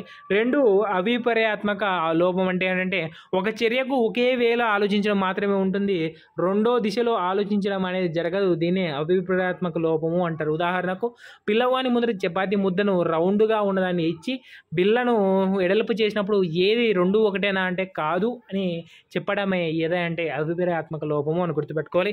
ఇది పూర్వ ప్రచాలక దశ యొక్క ఇంపార్టెన్స్ అండి. తర్వాత మూర్త ప్రచాలక దశ, అమూర్త ప్రచాలక దశ. ఇక్కడ మూర్త ప్రచాలక దశలో ఏముంటుంది అంటే కేవలం మూర్త భావనలకు మాత్రమే ఇంపార్టెన్స్ ఉంటుందని. మూర్త ప్రచాలక దశ ఎలా ఉదాహరణ చెప్పొచ్చు అంటే, కిరణ్ అనే బాలుడు తన ఇంటికి ఎలా వెళ్ళాలో అని పట్టి తొలకపోతాడే తప్ప అలా వెళ్ళాలి ఇలా వెళ్ళాలని చెప్పలేకపోవడం ఏంటంటే మూర్త ప్రచాలక దశ అంటారు. మరో ఉదాహరణ ఏమిటంటే, రాము కృష్ణ అనే 2 సోదరులప్పుడు రాము నుండి కృష్ణ ఎవరో అంటే మా అన్న అంటాడు, మీ అన్నకు తమ్ముడు ఉన్నాడంటే లేడు అని చెప్పడం జరుగుతుంది అని గుర్తుపెట్టుకోవాలి. ఇలాంటివన్నీ మూర్త ప్రచాలక దశకు ఉదాహరణ. నెక్స్ట్ అమూర్త ప్రచాలక దశలో అమూర్త భావనలు ఎక్కువగా ఉంటాయి. అనేక సంజ్ఞానాత్మక అవిపర్యాత్మక లోపములన్నీ ఇక్కడ అధిగమించబడతాయని గుర్తుపెట్టుకోవాలి. కల్పించిన వాటికి కూడా ప్రాధాన్యత ఉంటుంది అమూర్త ప్రచాలక దశ అని గుర్తుపెట్టుకోవాలి. ఇవి సంజ్ఞానాత్మక వికాస సిద్ధాంతంలో ప్రధానమైన అంశాలండి. ఏంటి ఆ అంశాలు ఒకసారి గమనిద్దామండి. సంజ్ఞానాత్మక వికాసంలో ప్రధానంగా 5 అంశాలు ఉంటాయి. ఒకటి స్కిమేటా అంటారు, 2 సాంశీకరణం, 3 అనుగుణ్యం. తర్వాత దశలకు వచ్చినట్లయితే ఇంద్రియ చాలక దశ, ఇక్కడ వస్తు స్థిరత్వ భావన ఉంటుంది. 2 పూర్వ ప్రచాలక దశలో ఇక్కడ 4 భావనలు ఉంటాయి. ఒకటి సర్వాత్మక వాదం, అనిమిజము, అహంకేంద్ర భావం, పదాలు పరుచుకునే భావన లోపం, కుబేరాత్మక భావన లోపం, తర్వాత మూర్త ప్రచాలక, అమూర్త ప్రచాలక దశ. ఇవి ప్రధాన దశలండి. తర్వాత కొహల్బర్గ్ నైతిక వికాస సిద్ధాంతం. అయితే కొహల్బర్గ్ నైతిక వికాస సిద్ధాంతాన్ని ప్రధానంగా 11 నుంచి 14 సంవత్సరాల వయసు గల పిల్లలపైన అనేక ప్రయోగాలు చేసి వాటి ఆధారంగానే ఈ యొక్క వికాస సిద్ధాంతమును, నైతిక వికాస సిద్ధాంతంను ప్రతినిధించడం జరిగింది. ఇక్కడ ప్రధానంగా 3 స్థాయిలు ఉంటాయండి. ఎన్ని స్థాయిలు ఉంటాయి? 3 స్థాయిలు ఉంటాయి. 6 దశలు ఉంటాయండి. ఏమి ఆ దశలు, ఏమి ఆ స్థాయిలను ఒకసారి చూద్దామండి. ఇక్కడ గమనించినట్లయితే శిక్షణ విధేయత అన్నది మొదటి స్థాయిలో ఏంటండి, ఇక్కడ పూర్వ సాంప్రదాయ స్థాయి అంటే సాంప్రదాయ స్థాయికి ముందడం అని. ఇక్కడ మొదటిది దశ ఏదంటే శిక్షా విధేయత, అంటే పిల్లవాడు శిక్షణ తప్పించుకోవడానికి నియమాలు పాటించడం అనేది శిక్షా విధేయ స్థాయికి వస్తుందండి. ఉదాహరణకు నాన్న బడికి వెళ్ళకుంటే తిడతాడు అని బడికి వెళ్ళడం అనేది ఎక్కడ అంటే శిక్షా విధేయత స్థాయి అని గుర్తుపెట్టుకోవాలి. 2 బహుమానం సహజ సంతోషం.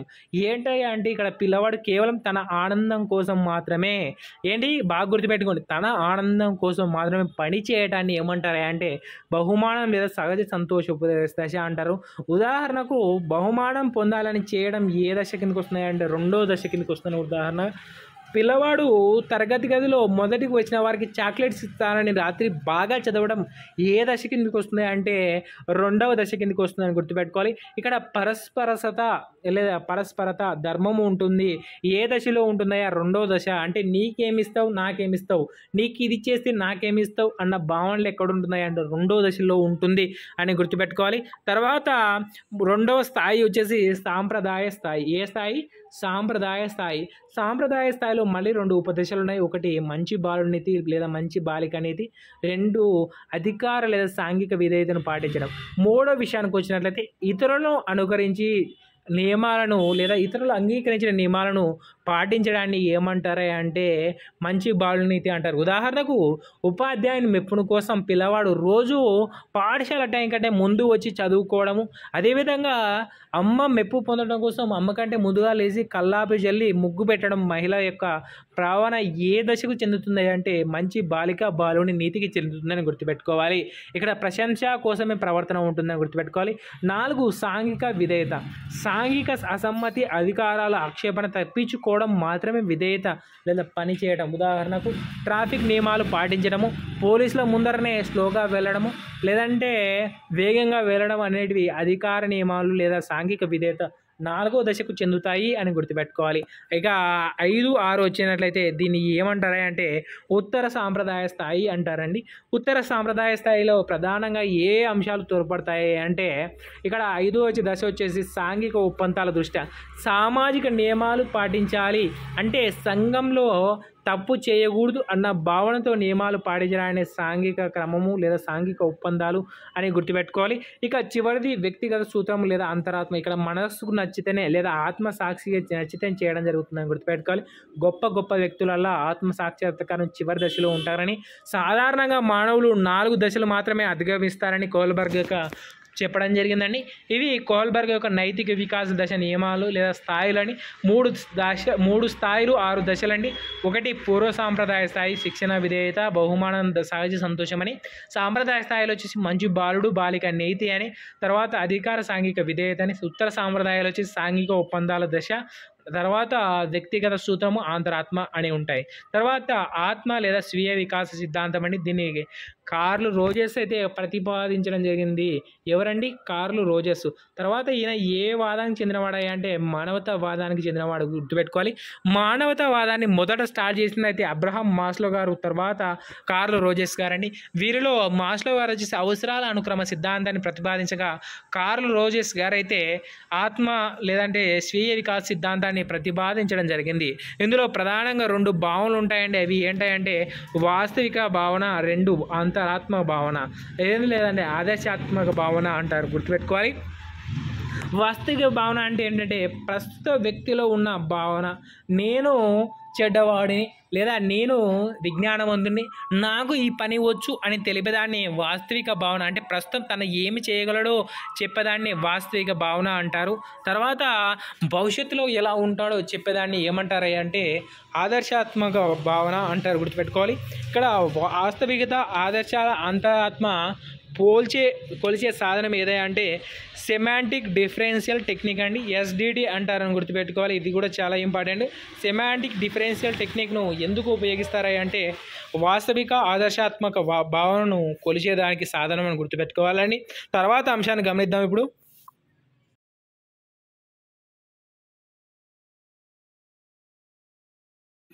ఎరిక్సన్ గారు ప్రతిపాదించడం జరిగింది. అయితే ఇది ఎలా ప్రారంభించింది అంటే మొదట మనోలైంగిక వికాస సిద్ధాంతమైన సిగ్మండ్ ఫ్రాయిడ్ దగ్గర శిక్షణ తీసుకుంటూ ఆయనతో అనేక ప్రయోగాలు చేయడం జరిగింది. తర్వాత లిబిడో అన్న విషయం కారణంగా విభేదాలు వచ్చి మనోసాంఘిక వికాస సిద్ధాంతంను ఎరిక్సన్ గారు ప్రతిపాదించడం జరిగింది. అయితే దీనిలో మనకి చాలా ఇంపార్టెంట్ టాపిక్ ఏంటంటే వివిధ దశలలో మనోసాంఘిక క్లిష్టత అంశాలను అడగడం జరుగుతుందండి. కాబట్టి చాలా ఇంపార్టెంట్ టాపిక్, ఒక శ్రద్ధగా వినండి. చూద్దామండి ఇప్పుడు ఏంటి కథ అంటే మొదట పూర్వ బాల్య దశ అనేది 0 నుంచి 1.5 సంవత్సరాల వరకు ఉంటుందని చెప్పడం జరిగింది. ఇక్కడ మానసిక క్లిష్టత వచ్చేసి నమ్మకం అపనమ్మకం పైన ఆధారపడి ఉంటుంది. ఇక్కడ సద్గుణం వచ్చేసి ఆశావాద దృక్పథం ఏర్పడుతుందని గుర్తుపెట్టుకోవాలి. రెండో ఉత్తర బాల్య దశ, ఇక్కడ 1.5 సంవత్సరం నుంచి 3 సంవత్సరాల వరకు ఇక్కడ స్వయం ప్రతిపత్తి సిగ్గు బిడియం అనే క్లిష్టత అంశం ఉంటుంది. ఇక్కడ మనోబలం అనే సద్గుణం ఏర్పడుతుందని గుర్తుపెట్టుకోవాలి. తర్వాత క్రీడా దశ, ఇక క్రీడ అంటే ఏంటి బాగా యాక్టివ్గా ఉంటాడు కాబట్టి ఇక్కడ ఏం చేస్తాడంటే చొరవ అపరాధ భావం కలిగి ఉంటుంది. అంటే ఆటలు ఆడేటప్పుడు తొందరగా రియాక్ట్ కావడం, అయ్యో నేను తప్పు చేశా అన్న భావన ఎక్కడ ఉంటుంది అంటే క్రీడా దశ. అయితే ఇక్కడ మంచి సద్గుణం ఏంటంటే లక్ష్య సాధన అనే అంశం ఉంటుందని గుర్తుపెట్టుకోవాలి. తర్వాత పాఠశాల దశ, ఇది 5 నుంచి 12 సంవత్సరాల వరకు ఉంటుంది. ఇక్కడ శ్రమశీలత లేదా నూనెత బాగుంటుంది. ఎందుకంటే ఇక్కడ పిల్లవాడు గుడ్డిగా మనం ఏ సూచనలు అయితే ఇస్తామో అదే తప్పగా పాటిస్తాడు. అంటే శ్రమించే గుణం ఎక్కువగా ఉంటుంది. అయితే నేను ఏమన్నా తప్పు చేశానా నూనెత భావం ఎక్కువగా ఉంటుందని గుర్తుపెట్టుకోవాలి. ఇక్కడ సద్గుణం వచ్చేసి సామర్థ్యం అభివృద్ధి చెందడం జరుగుతుందని గుర్తుపెట్టుకోవాలి. తర్వాత దశలు చూసినట్లయితే కౌమార దశ, ఇక్కడ కౌమార దశ విషయానికి వచ్చినట్లయితే ఎక్కడి నుంచి అంటే 12 నుంచి 20 సంవత్సరాల వయసుకు ఉంటుంది. ఇక్కడ పాత్ర గుర్తింపు సందిగ్ధం అండి, ఇది చాలా రిపీటెడ్ క్వశ్చన్. పాత్ర గుర్తింపు సందిగ్ధం ఏ దశకు సంబంధించింది అంటే కౌమార దశకు సంబంధించింది. ఇక్కడ వ్యక్తి ఒక ఆదర్శమైన హీరోయిన్ కానీ వ్యక్తులను కానీ ఆదర్శం తీసుకొని వాళ్ళ అనుకరించడం జరుగుతుంది. అదేవిధంగా తల్లిదండ్రులను కానీ ఉపాధ్యాయులను కానీ కూడా అనుకరణ అనే లక్షణం ఎక్కువగా ఉంటుంది అంటే కౌమార దశలో అని గుర్తుపెట్టుకోవాలి. తర్వాత ఇక్కడ సద్గుణం వచ్చేసి విశ్వసనీయత ఏర్పడుతుందని గుర్తుపెట్టుకోవాలి. తర్వాత పూర్వ వయోజనం, ఇది 20 నుంచి 30 సంవత్సరాల మధ్య ఉంటుంది. సన్నిహిత్యం ఏకాంతం, ఇక్కడ పాజిటివ్ ఏర్పడింది అయితే దంపతుల మధ్య సన్నిహిత్యం ఉంటుంది, లేదంటే ఏకాంతంగా ఉంటుంది అని గుర్తుపెట్టుకోవాలి. ఇక్కడ సద్గుణం ప్రేమ అండి. ఇక మధ్య వయసుకు వచ్చినట్లయితే 30 నుంచి 60 సంవత్సరాల వయసు అండి. ఇక్కడ ఉత్పాదకత స్తబ్దత, ఇక్కడ సంతాన ఉత్పత్తి జరుగుతుంది, లేదంటే స్తబ్దంగా ఉండిపోతారని గుర్తుపెట్టుకోవాలి.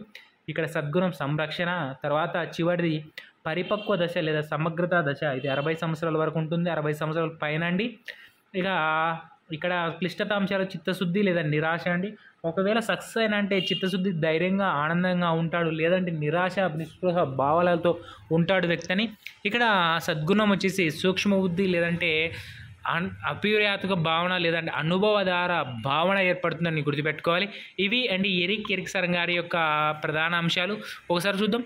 పూర్వ బాల దశ నమ్మకం అపనమ్మకం, ఉత్తర బాల దశ స్వయం ప్రతిపత్తి సిగ్గు బిడియం, క్రీడా దశ చొరవ అపరాధము, పాఠశాల దశ శ్రమశీలత నూనెత, కౌమార దశ పాత్ర గుర్తింపు సందిగ్ధం, పూర్వ వయోజన సన్నిహితం ఏకాంతం, మధ్య వయోజన ఉత్పాదకత స్తబ్దత, పరిపక్వ సమగ్రత దశ చిత్తశుద్ధి నిరాశ.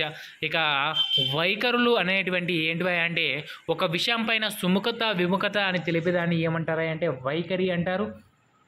వైఖరులు ప్రధానంగా 3 అంశాలను అయితే కలిగి ఉంటాయి. ఇవి ఏంటివి అంటే వైఖరులు పుట్టుకతో ఏర్పడతాయి, ఇవి సందర్భానుసారంగా అనుభవాల ఆధారంగా మార్పు చెందుతాయని గుర్తుపెట్టుకోవాలి. ఇక్కడ వైఖరుల విషయానికి వచ్చినట్లయితే ఏమి ఉన్నాయ్యా వైఖరుల అంశాలు ఏంటివి అని గుర్తుంచుకోవాలండి. తర్వాత వైఖరులు ప్రధానంగా దిశా ధర్మంను కలిగి ఉంటాయి. ఈ ధర్మం యొక్క ప్రాముఖ్యత ఏమిటంటే ఒక అంశం పైన పాజిటివ్ సైడ్ ఉండడమా లేదా నెగిటివ్ సైడ్ ఉన్నారా అని తెలియజేస్తుంది. ఉదాహరణకు నీకు రాము అంటే ఇష్టమా లేదా అంటే ఇష్టము, లేదా ఇష్టం లేదు. నీకు గణితం అంటే ఇష్టమా? అవును ఇష్టమే. అయితే ఇంగ్లీష్ అంటే ఇష్టమా? ఇష్టమే. లేదు. సైన్స్ అంటే ఇష్టమా? లేదు ఇష్టం లేదు. ఇలా అవతల యువతల ఒక సైడు ఉండడమా అని ఏమంటారు అంటే దిశాధర్మము అంటారని గుర్తుపెట్టుకోవాలి. తర్వాత తీవ్రత అయితే ఎంత ఇష్టం. సరే నీకు మ్యాథ్స్ ఇష్టం అంటున్నావు, ఎంత ఇష్టం సార్? నాకు 2 ఇష్టం సార్, 3 ఇష్టం సార్, నాకు చాలా ఇష్టం సార్ అని చెప్పడం. నీకు సైన్స్ అంటే ఇష్టం లేదంటావు, ఎంత శాతం ఇష్టం లేదు? నాకు 1% ఇష్టం లేదు సార్, లేదా 2% ఇష్టం లేదు సార్. ఎంత అని చెప్పడాన్ని ఏమంటారయ్యా? చెప్పడాన్ని తీవ్రత అంటారు. ఒక విషయం పట్ల వైఖరి ఎంత తీవ్రంగా ఎంత బలంగా ఉందో చెప్పేదాన్ని ఏమంటారా అంటే తీవ్రత అంటారు. అయితే వ్యాప్తి విషయానికి వచ్చినట్లయితే వ్యాప్తి అంటే ఏమిటి? వ్యాప్తి విషయానికి వచ్చినట్లయితే ఒక విషయం పట్ల సుముఖత విముఖత ఎంతమంది ఉన్నారు అన్న విషయాన్ని తెలిపేది వ్యాప్తి అంటారని గుర్తుపెట్టుకోవాలి. ఇక్కడ ఉదాహరణకు పోల్స్ పెట్టినప్పుడు ఇక్కడ మీకు అందరికీ ఇష్టమైతే చెప్పండి.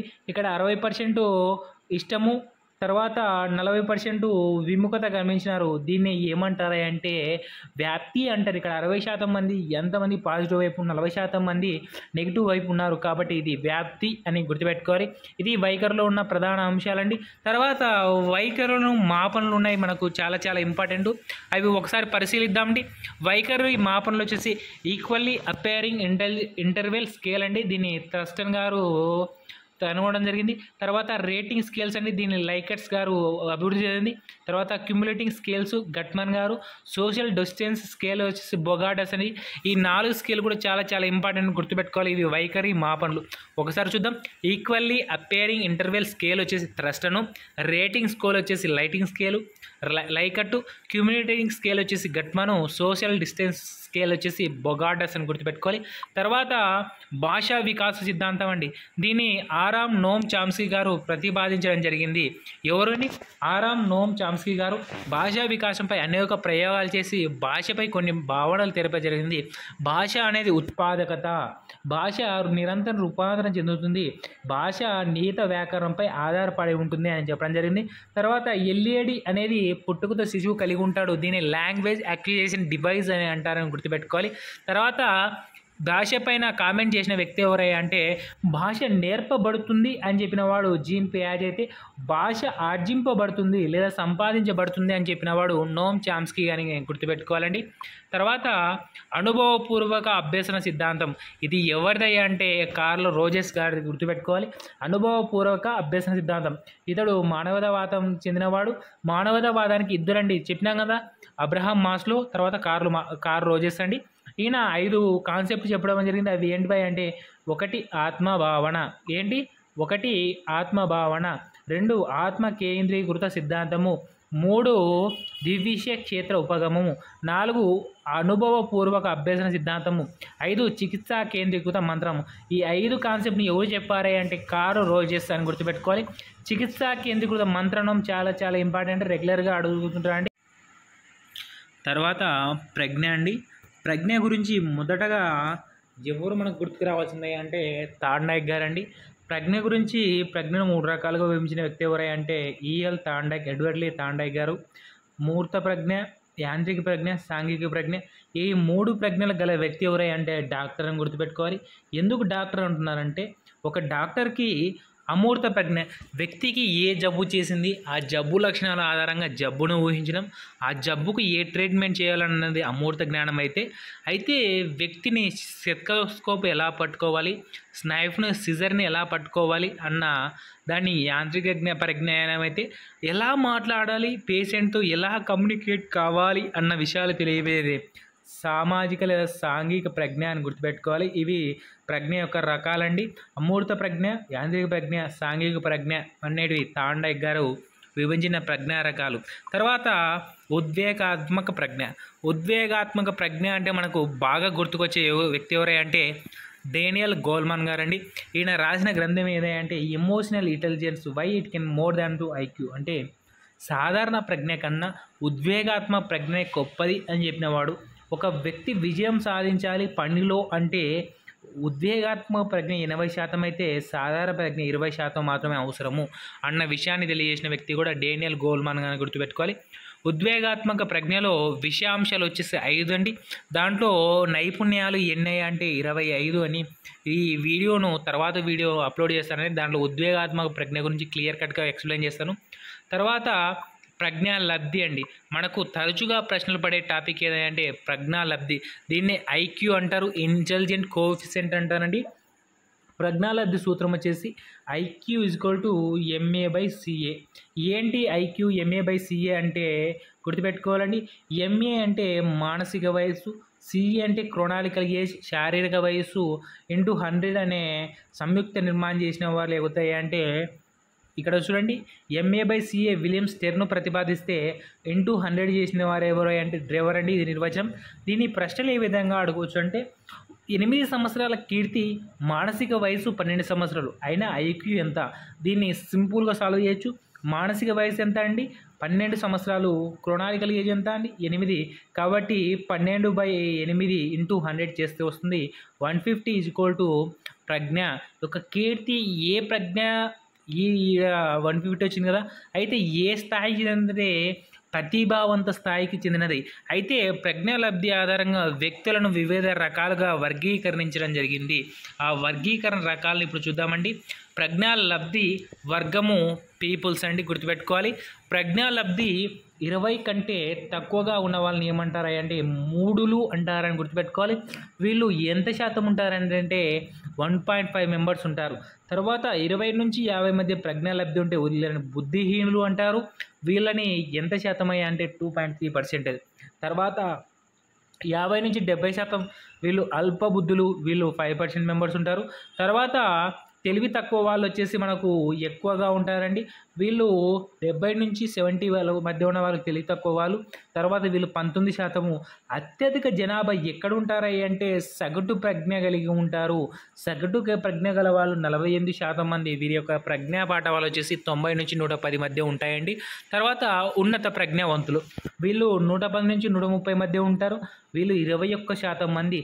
రెండవ అత్యధిక శాతం మంది గల ప్రజ్ఞ ఏది అంటే ఉన్నత ప్రజ్ఞా వ్యక్తులు అని గుర్తుపెట్టుకోవాలి. మొదటిది సగటు ప్రజ్ఞ, తర్వాత అత్యున్నత ప్రజ్ఞ. అత్యున్నత ప్రజ్ఞ వచ్చేసి 130 నుంచి 150 ప్రజ్ఞాలబ్ధి ఉంటుంది. వీళ్ళు 0.1% మాత్రమే ఉంటారండి. తర్వాత ప్రతిభావంతులు 150 పైన గలవారిని ప్రతిభావంతులు అంటారు. వీళ్ళు 0.23 మెంబర్స్ మాత్రమే ఉంటారు, గుర్తుపెట్టుకోవాలి. ఇక్కడ కీర్తి ఏ స్థాయికి చెందిన వాళ్ళంటే ప్రతిభావంత స్థాయికి చెందిన వాళ్ళు అని గుర్తుపెట్టుకోవాలి. ఇది మోడ్రన్ నమూనా లేదంటే కొత్త వర్గీకరణ అండి. ఒక పాత వర్గీకరణ గమనించినట్లయితే ఎలా ఉన్నాయి అంటే ఇక్కడ చూడండి. ఏంటి పాత వర్గీకరణ? 0 నుంచి 29 వరకు మూడులని, 30 నుంచి 49 వరకు 6th స్థాయి అని. ఇక అదేవిధంగా 0 నుంచి 29 వరకు సంరక్షణ స్థాయి అంటే వీళ్ళు కేరింగ్ అండి. వీళ్ళు కేవలం వీళ్ళని సంరక్షిస్తే తప్ప బతకలేరు అన్న వాళ్ళు ఎవరయ్యా అంటే 0 నుంచి 29 వరకు అని గుర్తుపెట్టుకోవాలి. తర్వాత 30 నుంచి 49 వరకు వీళ్ళు శిక్షణ స్థాయి అండి. వీళ్ళకు సాధారణ శిక్షణ ఇచ్చినట్లయితే వారి యొక్క పనులు వాళ్ళు చేసుకోగలరు. వీళ్ళని ఏమంటారా అంటే ట్రైనబుల్ అంటారని గుర్తుపెట్టుకోవాలి ఇంగ్లీష్లో. తర్వాత 50 నుంచి 69 ప్రజ్ఞ వాళ్ళను ప్రైమరీ ఎడ్యుకబుల్ అంటే ప్రాథమిక విద్యా స్థాయి వరకు అభ్యసించగలరు అని గుర్తుపెట్టుకోవాలి. తర్వాత 70 నుంచి 89 వరకు ఏమిటండి 70 నుంచి 89 వరకు నిదాన అభ్యాసకులని. వీళ్ళు పూర్తి విద్యనైతే అభ్యసించలేరు, ఒక సాధారణ వరకు స్థాయి వరకు అయితే అభ్యసించగలరు అని గుర్తుపెట్టుకోవాలి.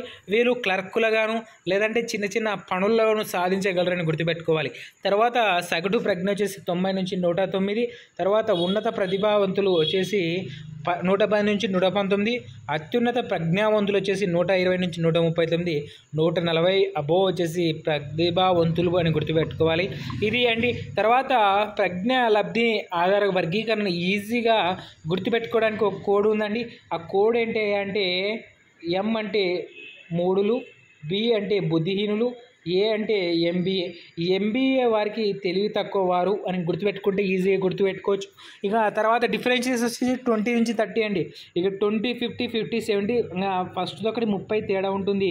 తర్వాత ప్రతి ఒక్కటి 20 తేడాతో గుర్తుపెట్టుకోవాలి, ఈజీగా వస్తుంది. MBA వాళ్ళు తెలివి తక్కువ వారు. తర్వాత సగటు, ఉన్నత, అత్యున్నత, ప్రతిభావంతులు ఈజీగా గుర్తుంటాయి. ఇది ప్రజ్ఞాలబ్ధి యొక్క కోడ్ సింపుల్గా గుర్తుపెట్టుకోవచ్చండి. తర్వాత ప్రజ్ఞాలబ్ధి తర్వాత ప్రజ్ఞా పరీక్షలు. ప్రజ్ఞా పరీక్షలు ప్రధానంగా 4 రకాలండి. ఒకటి శాబ్దిక, అశాబ్దిక, ఒకటి శాబ్దిక అశాబ్దిక, 2 వ్యక్తిగత సామూహిక, 3 పేపర్ పెన్సిల్ నిష్పాదన, 4 శక్తి వివేక. ఈ 4 రకాలుగా ప్రజ్ఞా పరీక్షలను అయితే నిర్వహించడం జరుగుతుంది. వీటిలో ప్రతి ఒక్కదానికి సెపరేట్గా రెండు దశలుగా ఉన్నాయి కాబట్టి వీటి ప్రజ్ఞా పరీక్షలను కోర్స్ ప్రకారం అయితే రాశానండి.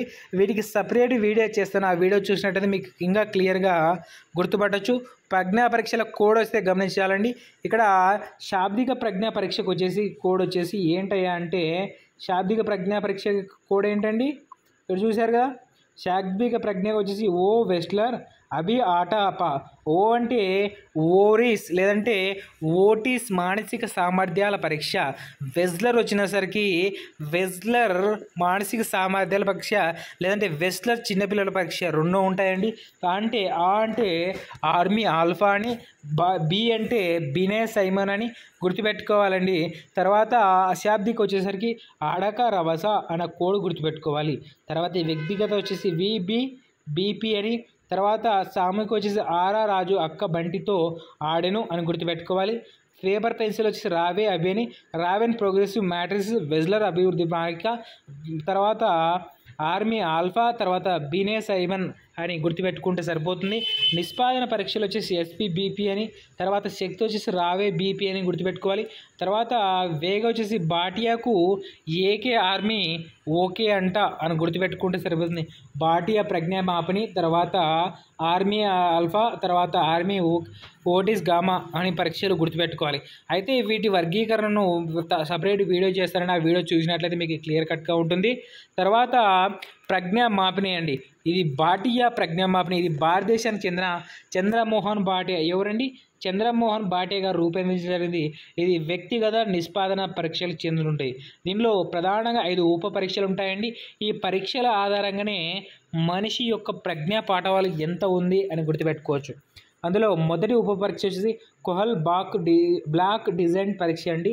దీంట్లో 10 నమూనా కార్డులు ఇస్తాడు, వాటిని సెట్ చేయాలి. మొదటి 5 కార్డులు సెట్ చేయడానికి 2 నిమిషాలు టైం ఇస్తే తర్వాత 5 కార్డులు సెట్ చేయడానికి 3 నిమిషాల టైం చొప్పున ఇవ్వడం జరుగుతుందని గుర్తుపెట్టుకోవాలి. తర్వాత రెండవ ఉప పరీక్ష వచ్చినట్లయితే అలెగ్జాండర్ పాస్ ఎలాంగ్ టెస్ట్ అండి. ఈ టెస్ట్లో మొత్తం 8 కార్డులు ఇవ్వడం జరుగుతుంది. మొదటి 4 కార్డులకు 2 నిమిషాల చొప్పున, తర్వాత 4 కార్డులకు 3 నిమిషాల చొప్పున టైం ఇవ్వడం అయితే జరుగుతుందని గుర్తుపెట్టుకోవాలి. తర్వాత మూడవది వచ్చి తక్షణ స్మృతి పరీక్ష అండి. ఈ తక్షణ స్మృతి పరీక్షలు ప్రధానంగా 2 ఉంటాయండి. ఒకటి వర్బల్ ఉంటాయి, ఒకటి న్యూమరికల్ ఉంటాయండి. ఒకటి అక్షరాలతో ఉన్న వాటిని నిరక్షరాస్యుల కోసమని గుర్తుపెట్టుకోవాలి. తర్వాత అంకెలతో ఉన్న వాటిని అభ్యాసకుల కోసం అని గుర్తుపెట్టుకోవాలి. ఇక్కడ తక్షణ స్మృతి పరీక్ష ఫస్ట్ లైన్గా ఉంటాయండి, తర్వాత రివర్స్లో కూడా ఉంటాయని గుర్తుపెట్టుకోవాలి. అంటే ఇప్పుడు 4, 5, 6, 7 చెప్పిన తర్వాత 7, 5, 4, 3 అని చెప్పాల్సి ఉంటుంది. అంటే రివర్స్లో కూడా అడగడం జరుగుతుంది అని గుర్తుపెట్టుకోవాలి. తర్వాత మూడవది వచ్చేసి ప్యాంటర్ డ్రాయింగ్ టెస్ట్ అండి. ఈ ప్యాంటర్ డ్రాయింగ్ టెస్ట్లో 8 బొమ్మలు ఇవ్వడం జరిగింది.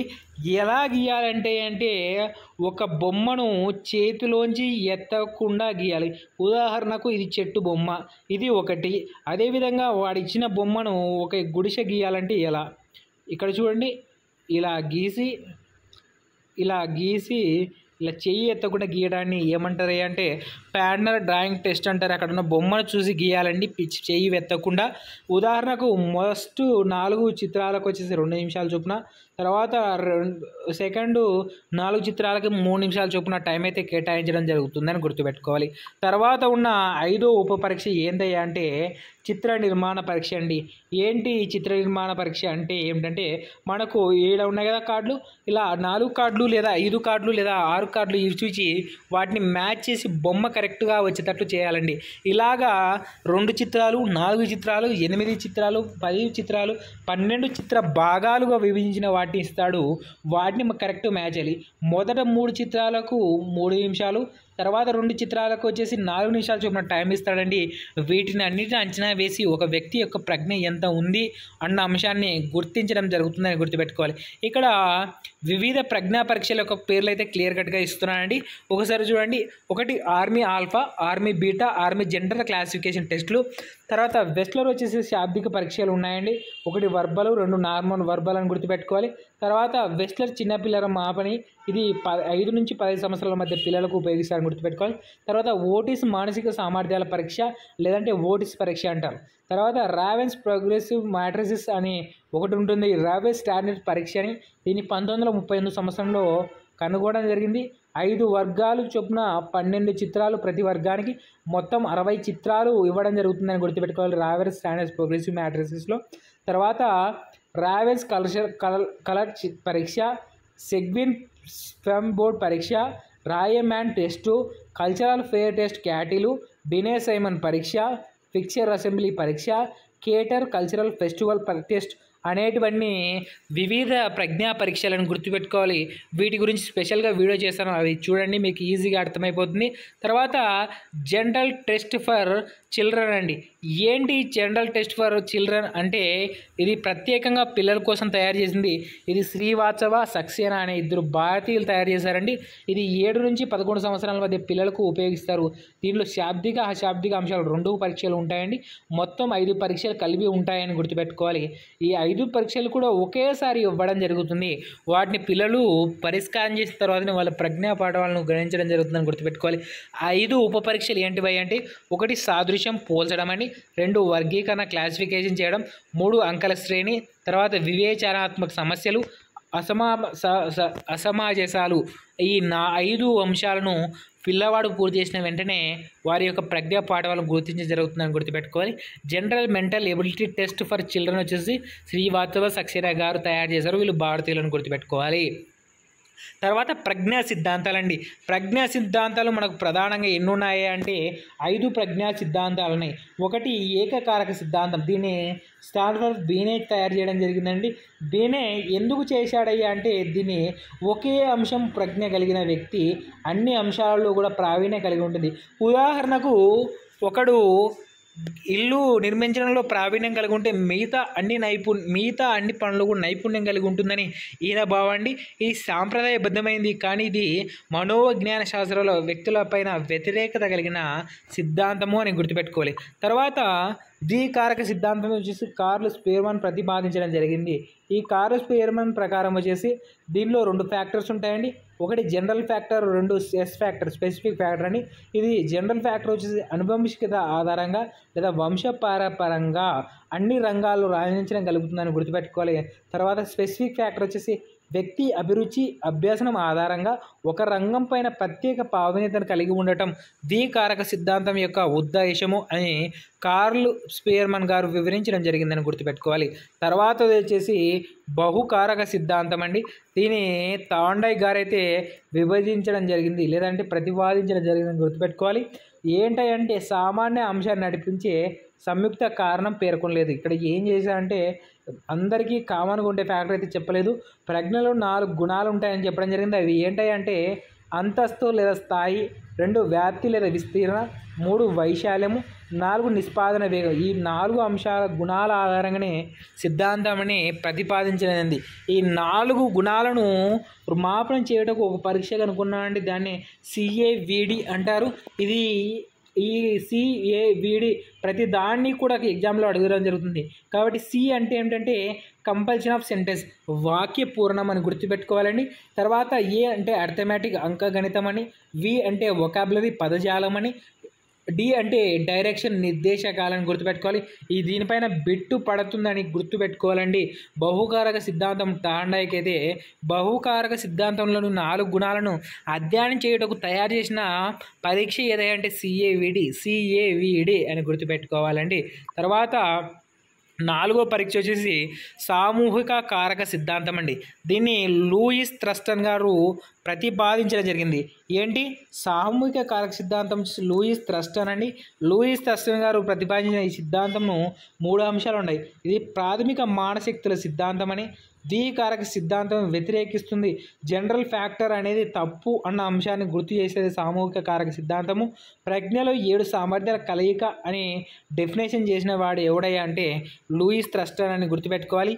లూయిస్ థ్రస్టన్ ప్రకారం 1 శాబ్దిక అవగాహన కలిగి ఉంటాడు, తర్వాత స్మృతి కలిగి ఉంటాడు, తార్కిక సామర్థ్యము, సంఖ్యా సామర్థ్యము, ప్రాదేశిక సామర్థ్యము, ప్రత్యక్షాత్మక సామర్థ్యము, పదధారాలత కలిగి ఉంటారని గుర్తుపెట్టుకోవాలి. శాబ్దికం అంటే పదాలు అర్థం చేసుకోవడం, స్మృతి అంటే అనుభవాలు గుర్తు పెట్టుకోవడం, తార్కికం అంటే ఆగమనాత్మక ఆలోచన కలిగి ఉండడం, సంఖ్యా సామర్థ్యం అంటే సంఖ్యలను వినియోగించే సామర్థ్యము, ప్రాదేశిక సామర్థ్యం అంటే స్థలానికి దూరానికి మధ్య సంబంధాలు, ప్రత్యక్ష సామర్థ్యం వచ్చేసి జ్ఞానేంద్రియాల ద్వారా వివిధ అంశాల గ్రహణము, పాదధారాలతో ధారాళంగా మాట్లాడము, ఇవన్నిటిని కలిపే ప్రజ్ఞా పాఠవాలు వృద్ధి చెందుతాయి అని చెప్పడం జరిగింది. ఎవరయ్యా అంటే లూయిస్ థ్రస్టన్ గారు అని గుర్తుపెట్టుకోవాలి. తర్వాత 5వది ఏంటంటే ప్రజ్ఞా స్వరూప సిద్ధాంతం వచ్చేసి జేపీ గిల్ఫర్డ్ గారండి. ఎవరు మనకు ఈ సిద్ధాంతం ప్రతిపాదించింది? జేపీ గిల్ఫర్డ్ గారు. ఈయన సిద్ధాంతంను 5x6x5 కారకాలుగా విభజించ జరిగింది. ఈ సిద్ధాంత కారకాలు ప్రధానంగా 5 విషయాలు ఉంటాయని, తర్వాత 6 ఉత్పన్నాలు ఉంటాయని, 5 ప్రచాలకాలు ఉంటాయని గుర్తుపెట్టుకోవాలి. అయితే ఏంటి ఈ ప్రచాలకాలు ఏంటి అంటే గుర్తుపెట్టుకోవాలి. 5 విషయాలకు వచ్చేసరికి చిత్రాలు, ధ్వనులు, చిహ్నాలు, మాటలు, ప్రవర్తన అనునవి విషయాలైతే, తర్వాత ఉత్పన్నాలు వచ్చేసి 6 అండి. యూనిట్లు, వర్గాలు, సంబంధాలు, పద్ధతులు, రూపాంతరాలు, అంతర్భావాలు అనునవి ఉత్పన్నాలని గుర్తుపెట్టుకోవాలి. తర్వాత ప్రచాలకాలు వచ్చేసి మూల్యాంకనం, సమైక్య ఆలోచన, విభిన్న ఆలోచన, స్మృతి, సంజ్ఞానం అన్న భావనలు ప్రచాలకాలను గుర్తుపెట్టుకోవాలి. ఇవి అండి జేపీ గిల్ఫర్డ్ వారి ప్రజ్ఞా స్వరూప సిద్ధాంతంలోని అంశాలు. ఇవి అండి మొత్తం ప్రజ్ఞా స్వరూప సిద్ధాంతాలు వచ్చేసి 5 అని గుర్తుపెట్టుకోవాలి. ఏకారక, ద్వికారక, బహుకారక ప్రజ్ఞా స్వరూప సిద్ధాంతము, తర్వాత ఏంటంటే సామూహిక కారక సిద్ధాంతం అండి.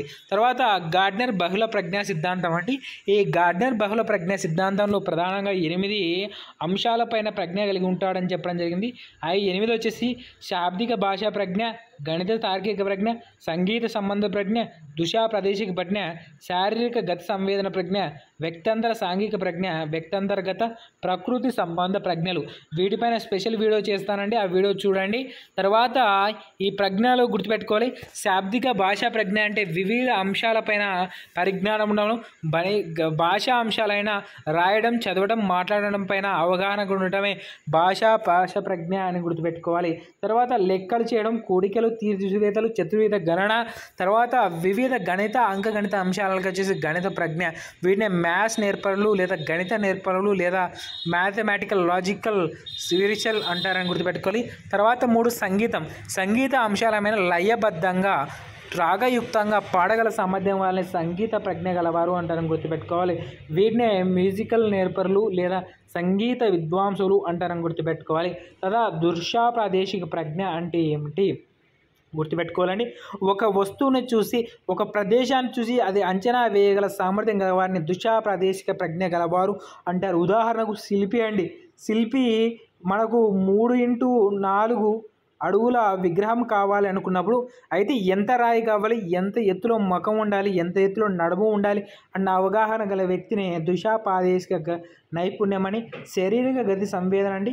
శారీరక గతి సంవేదన స్పోర్ట్స్ మ్యాన్ అని గుర్తుపెట్టుకోవాలి.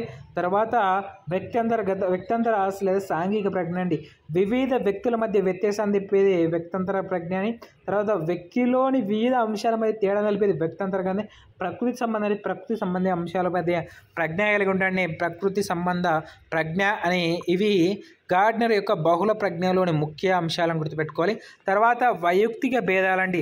వైయక్తిక భేదాలపై పరిశోధన చేసిన వారు ఎవరయ్యా అంటే సర్ ఫ్రాన్సిస్ గాల్టన్ అండి. ఈ సర్ ఫ్రాన్సిస్ గాల్టన్ ప్రధానంగా 2 గ్రంథాలు అయితే రాయడం జరిగింది. అవి ఏంటివి అంటే హెరిడిటరీ జీనియస్ అండి. ఈ గ్రంథం వచ్చి ప్రజ్ఞ అనువంశికత అంశాలపైన. తర్వాత an enquiry human faculty its development అనే గ్రంథం ఇది వైయక్తిక భేదాలపైన రాయడం జరిగింది అని గుర్తుపెట్టుకోవాలి. తర్వాత గాల్టన్తో స్ఫూర్తి పొందిన వ్యక్తి ఎవడయ్యా అంటే ఆర్బి క్యాటిల్ గారండి. ఈయన మెంటల్ టెస్ట్ అండ్ మెజర్మెంట్ అనే గ్రంథం రాయడం జరిగింది ఆర్బి క్యాటిల్ అని గుర్తుపెట్టుకోవాలి. తర్వాత వైయక్తిక భేదాలు 2 రకాలండి. వ్యక్తంతర వైయక్తిక భేదాలు, వ్యక్తంతర్గత వైయక్తిక భేదాలు. ఉదాహరణకు సచిన్ క్రికెట్ బాగా ఆడగలడు, తర్వాత ఐన్స్టీన్ ప్రయోగాలు బాగా చేయగలడు అన్నది ఏ యొక్క వైయక్తిక భేదం అంటే వ్యక్తంతర.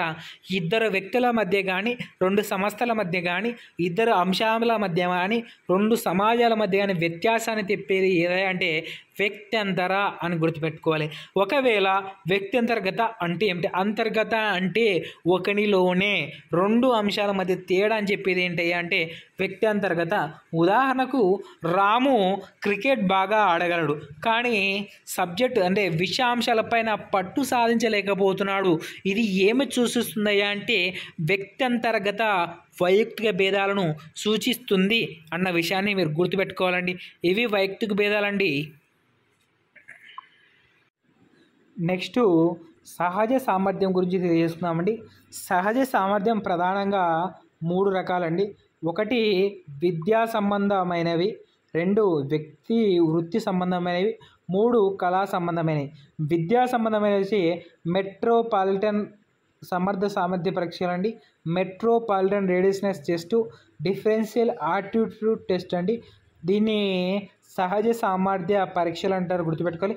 వృత్తి సంబంధమైనవి వచ్చేసి యాంత్రిక సహజ సామర్థ్యాలు 2 ముక్కలండి. 1 అంగుళీయము, శ్రవణ, మన్నిసోట అనే 3 పరీక్షలు వచ్చేసి యాంత్రిక సహజ సామర్థ్య పరీక్షలని. తర్వాత వృత్తి సంబంధ గుమ్మస సామర్థ్యం వచ్చేసి general clinical test, Minnesota clinical test అనేటివి వృత్తి సంబంధమైన సహజ సామర్థ్య పరీక్షలని.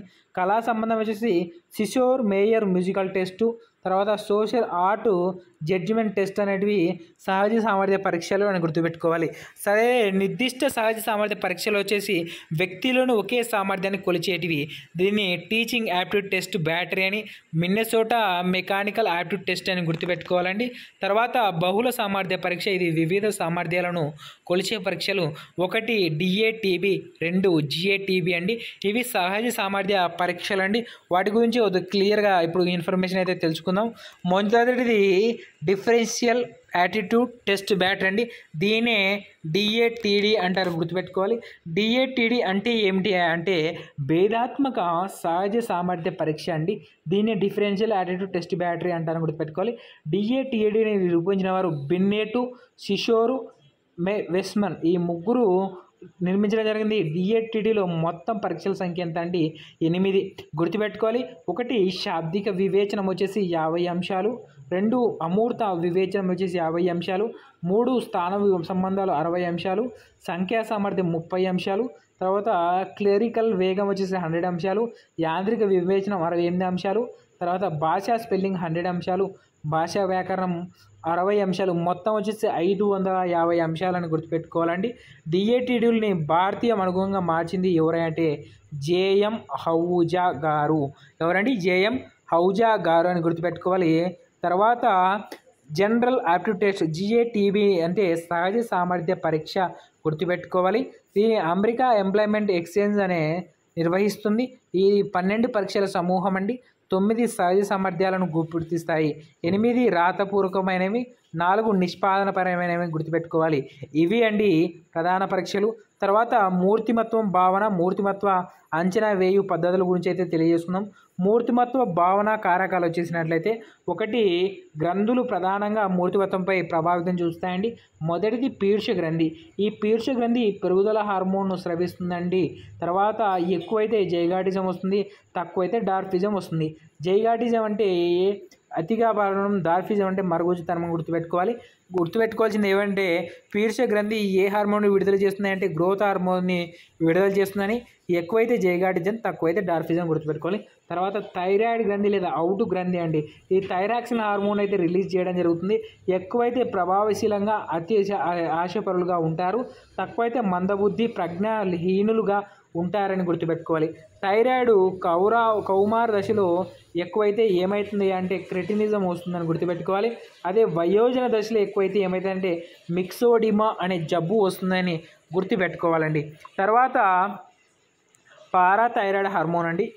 దీన్నే పార్శ్వ అవుటు గ్రంథి అంటారు. పార్శ్వ అవుటు గ్రంథి పారాథైరాక్సిన్ అయితే విడుదల చేస్తుంది.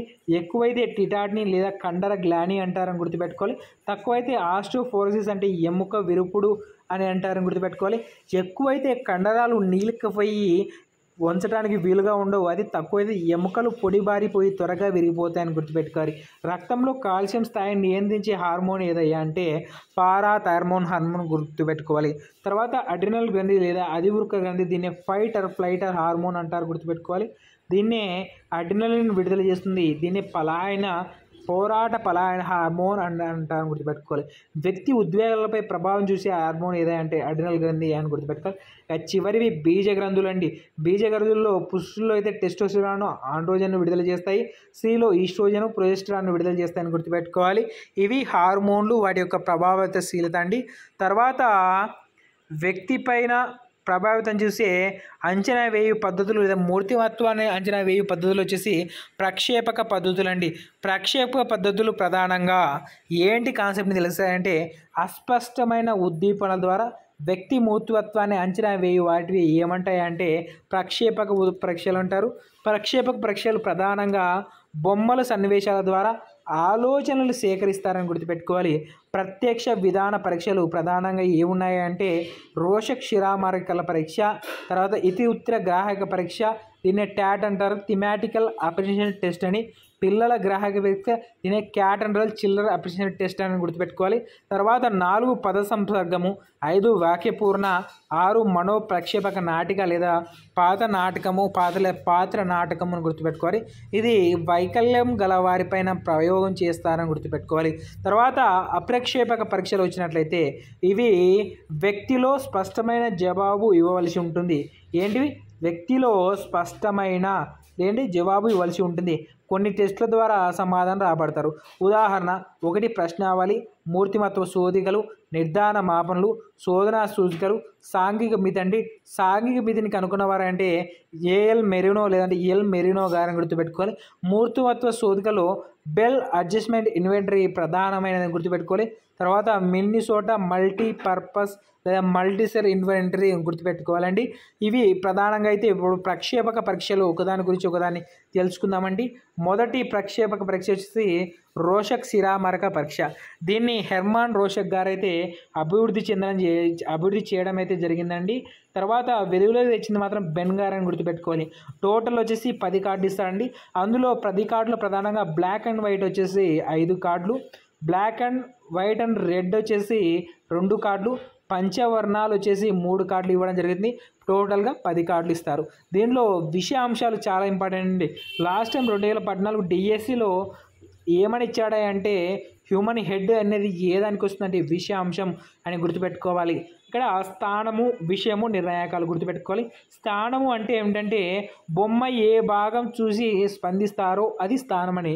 ఉదాహరణకు డబ్ల్యూ అంటే హోల్ భాగం అని, డివిజన్ అంటే జీవం అని, డి అంటే స్మాల్ డి అంటే కొత్త భాగం అని, తర్వాత ఎస్ అంటే ఏ భాగం అని, స్మాల్ చిన్న సైజ్ అని. ఈ విధంగా స్థానాలు చెప్పేదాన్ని స్థానం అని. విషయాంశాలు వచ్చేసి శిరామరకలలో ఏమి చూశారో తెలిపేదాన్ని విషయాంశం అని గుర్తుపెట్టుకోవాలి.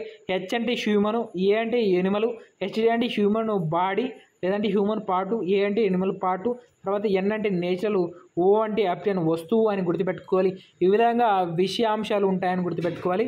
తర్వాత నిర్ణాయకాలు వచ్చేసరికి అది కదలికలు ఉన్నాయా, ఎలా ప్రతిస్పందిస్తున్నాడా అనేటివి నిర్ణాయకాలని గుర్తుపెట్టుకోవాలి.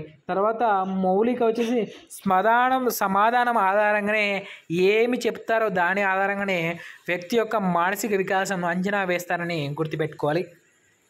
తర్వాత ఇతి ఉత్య గ్రాహక పరీక్ష. దీన్ని ఎవరైతే ముర్రే మార్గన్ అనే 2 మిత్రులైతే రూపొందించడం జరిగింది. ఎవరండి? ముర్రే మార్గన్ గారు. థీమ్ వచ్చేసి కథ. ఒక కథను చెప్పే ద్వారా ఆ కథలోని పాత్రలు ఎలా వ్యక్తపరుస్తున్నారు అనే ఆధారంగానే వ్యక్తి మూర్తిమత్వాన్ని అంచనా వేస్తారు. అపర్సెప్షన్ అంటే సూక్ష్మంగా గ్రహించడం అని గుర్తుపెట్టుకోవాలి.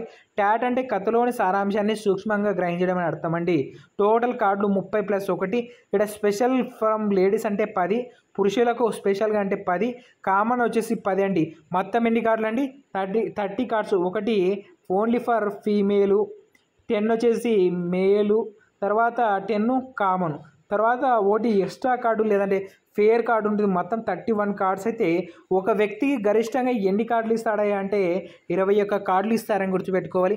అది ఫీమేల్ అయితే ఫీమేల్ కార్డు 10, జనరల్ కార్డు 10, ఒకటి ఎక్స్ట్రా కార్డు, మొత్తంగా 21 కార్డులు ఇస్తారని గుర్తుపెట్టుకోవాలి.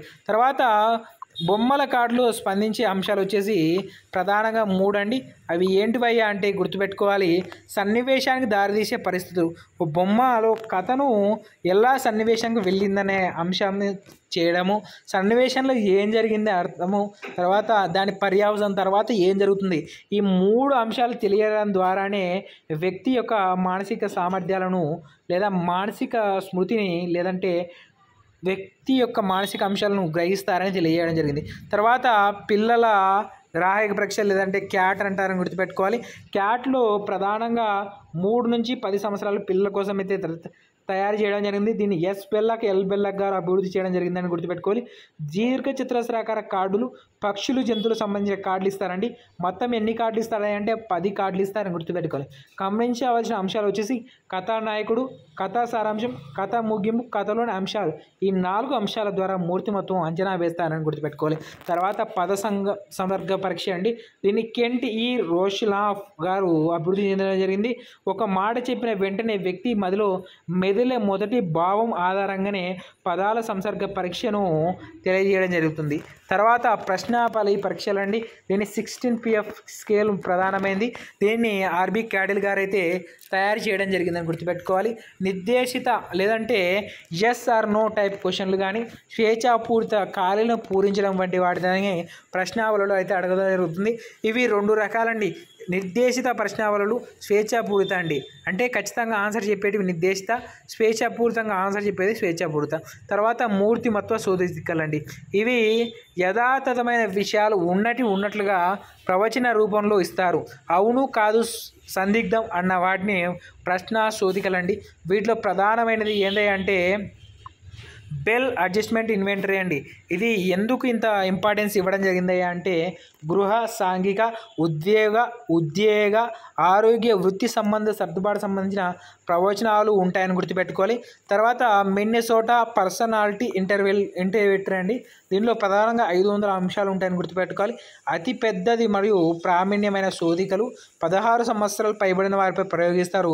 దీన్ని హాత్వే అండ్ మెకిన్లీ గారు రూపొందించారని గుర్తుపెట్టుకోవాలి. మిన్నెసోటా, హాత్వే, మెకిన్లీ అని. తర్వాత సాంఘిక మితి అని జాకబ్ ఎల్ మెనిరో గారండి. ఒక సమూహంలో ఆకర్షణ వికర్షణ సాంఘిక మితిని చూపే పద్ధతిని సాంఘిక మితి అంటారని గుర్తుపెట్టుకోవాలి. సాంఘిక మితి ప్రధానంగా మనం గుర్తుపెట్టుకోవాల్సిన అవసరం ఏమయ్యా అంటే ఇప్పుడు గుర్తుపెట్టుకోండి. సోషియోగ్రామ్ సాంఘిక మితిని కొలిచే పరికరం ఏది అంటే సోషియోగ్రామ్ అండి. మధ్యలో గల వ్యక్తిని తార అని, బయట గల వ్యక్తిని ఏకాకి అని అంటారు. గుర్తుపెట్టుకోవాలి. ఎక్కువ మంది ఇష్టపడే వారిని తారని, ఎక్కువ మంది వ్యతిరేకించే వారిని ఏకాకి అని గుర్తుపెట్టుకోవాలి. సాంఘిక మితి ఎక్కువ దేనికి ప్రాధాన్యత ఇస్తున్నట్టు వైఖరికి గుర్తుపెట్టుకోవాలి. సోషియోగ్రామ్లో చిత్రం ఎలా ఉంటుందయ్యా అంటే చూడండి. ఇక్కడ ఇది వ్యక్తి అండి.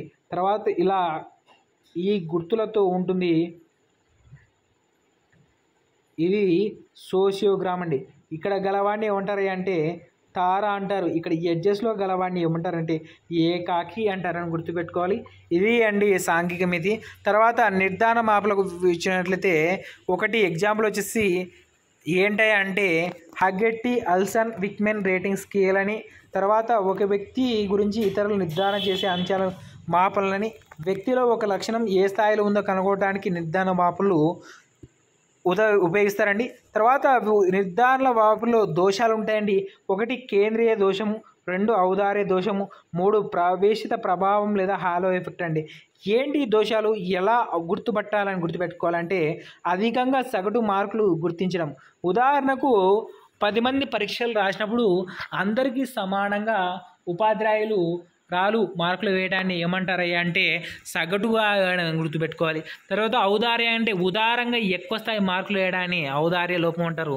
3 హాలో ఎఫెక్ట్ లేదా పర్యవేక్షిత ప్రభావం అంటే ఒకసారి పిల్లవాడు ప్రశ్న అడిగినప్పుడు సులువుగా సమాధానం చెప్పంటే ఓకే వీడు రేపు పొద్దున అడగకపోయినా కూడా వీడు తెలివివంతుడే అని గుడ్డిగా నమ్మేదాన్ని ఏమంటారంటే హాలో ఎఫెక్ట్ అంటారని గుర్తుపెట్టుకోవాలి. ఇంతకుముందు ఉన్న అభిప్రాయాన్ని బట్టి ఇప్పటికి మాపనం చేయడాన్ని హాలో ఎఫెక్ట్ అంటే గుర్తుపెట్టుకోవాలి. శోధన సోజికల విషయానికి వచ్చినట్లయితే ఒక లక్షణం లేదా చర్యను తీసుకోబడుతుంది లేదా అని తెలిపేవి అనేక ప్రవచనాలు విద్యార్థి సరిపోయే అంచనా వేయి చెప్పేటివే శోధన సూచికలు అని గుర్తుపెట్టుకోవాలండి. తర్వాత మనకు సర్దుబాటు అండి. సర్దుబాటు అనేది సంయోజనం అంటారు. సర్దుబాటుకి శక్తి కోల్పోవడమే విషమయోజనం గుర్తుపెట్టుకోవాలి. అంటే సర్దుబాటు బాగా జరిగిందంటే సంయోజనం అని, సర్దుబాటు చేసుకోలేకపోతే విషమయోజనం కలుగుతుంది అని గుర్తుపెట్టుకోవాలి. తర్వాత సంఘర్షణలు అండి. సంఘర్షణ అంటే ఏమిటంటే రెండు లేదా అంతకన్నా ఎక్కువ రెండు లేదా అంతకన్నా ఎక్కువైన ప్రత్యామ్నాయాల మధ్య ఏదో ఒకటి ఎంచుకోవాలన్నప్పుడు ఏర్పడేదాన్ని సంఘర్షణ అంటారని గుర్తుపెట్టుకోవాలి. లడ్డు కావాలా జాంగీర్ కావాలా అన్నప్పుడు సంఘర్షణ ఏర్పడుతుంది. ఇలా సంఘర్షణలు ప్రధానంగా 4 రకాలండి. ఏంటి ఆ సంఘర్షణలు, ఏంటి ఆ 4 రకాలంటే గమనిద్దామండి. ఒకటి ఉపగమ సంఘర్షణ. ఏంటి ఉపగమ అంటే అటు ప్లస్సే ఇటు ప్లస్ అన్నప్పుడు ఏర్పడేదే రెండు మంచిలో ఏది సెలెక్ట్ చేసుకోవాలో తెలియని స్థితే ఉపగమం. ఉదాహరణ, నీకు జాంగీర్ కావాలా జిలేబీ కావాలా లేదంటే లడ్డు కావాలా కొవ్వ కావాలా అన్నప్పుడు రెండు ఇష్టమైతే ఏర్పడేదాన్ని ఉపగమ సంఘర్షణ అంటారని గుర్తుపెట్టుకోవాలి. రెండోది ఉపగమ పరిహార అంటే ఏమిటి? ఒక అంశం మంచి ఒక అంశం చెడు ఉన్నప్పుడు సెలెక్ట్ చేసుకోవడమే ఉపగమ పరిహార. ఉదాహరణకు నీకు స్వీట్ అంటే ఇష్టము, హాట్ ఇష్టం లేదు, నీకు జిలేబీ కావాలా కార కావాలంటే ఈజీగా జిలేబీ కావాలని చెప్పేది ఉపగమ పరిహార అని గుర్తుపెట్టుకోవాలి. 3 పరిహార. రెండు ఇష్టం లేనప్పుడు ఏర్పడే సంఘర్షణ ఏమంటారా అంటే పరిహార. దీనికి సరైన నిర్వచనం ఏంటంటే ముందు గొయ్యి వెనక నుయ్యి అన్న సావిన కానీ, పొయ్యిలో నుంచి పెన్న మీద నుంచి పొయ్యిలో పడినట్టు కానీ, ఇలాంటివన్నీ సామెతలు ఏ దానికి వస్తాయి అంటే పరిహారకి వస్తాయి. ఉదాహరణకు రెండు అనాకర్షణీయమైన ఉన్నప్పుడు ఒకటి ఎంచుకోవాల్సినప్పుడే పరిహార ఏర్పడుతుంది. ఉదాహరణకు ఏమంటే ఒక ఉపాధ్యాయునికి దూరం వెళ్ళాలని లేదు, ఇక్కడే పని చేయాలని లేదు. ఈ రెండు ఉన్నప్పుడు ఏమన్నాయి అంటే పరిహారం గుర్తుపెట్టుకోవాలి. ఇక చివరిది ఉపగమ పరిహార. దీన్ని ఏమంటారు అంటే రెండు అంతకన్నా ఎక్కువ అంశాల మధ్య ప్రతికూల రీతిలో ఏర్పడటాన్ని ఏమంటారా అంటే దీన్నే ఉపగమ పరిహార అంటారు, గుర్తుపెట్టుకోవాలి. ఒక ఉదాహరణకైతే ఒక శివ అనే విద్యార్థికి ఊరి దగ్గరలో ఉపాధ్యాయ పోస్టు ఎస్జిటి వచ్చింది, అయితే తక్కువ జీతం.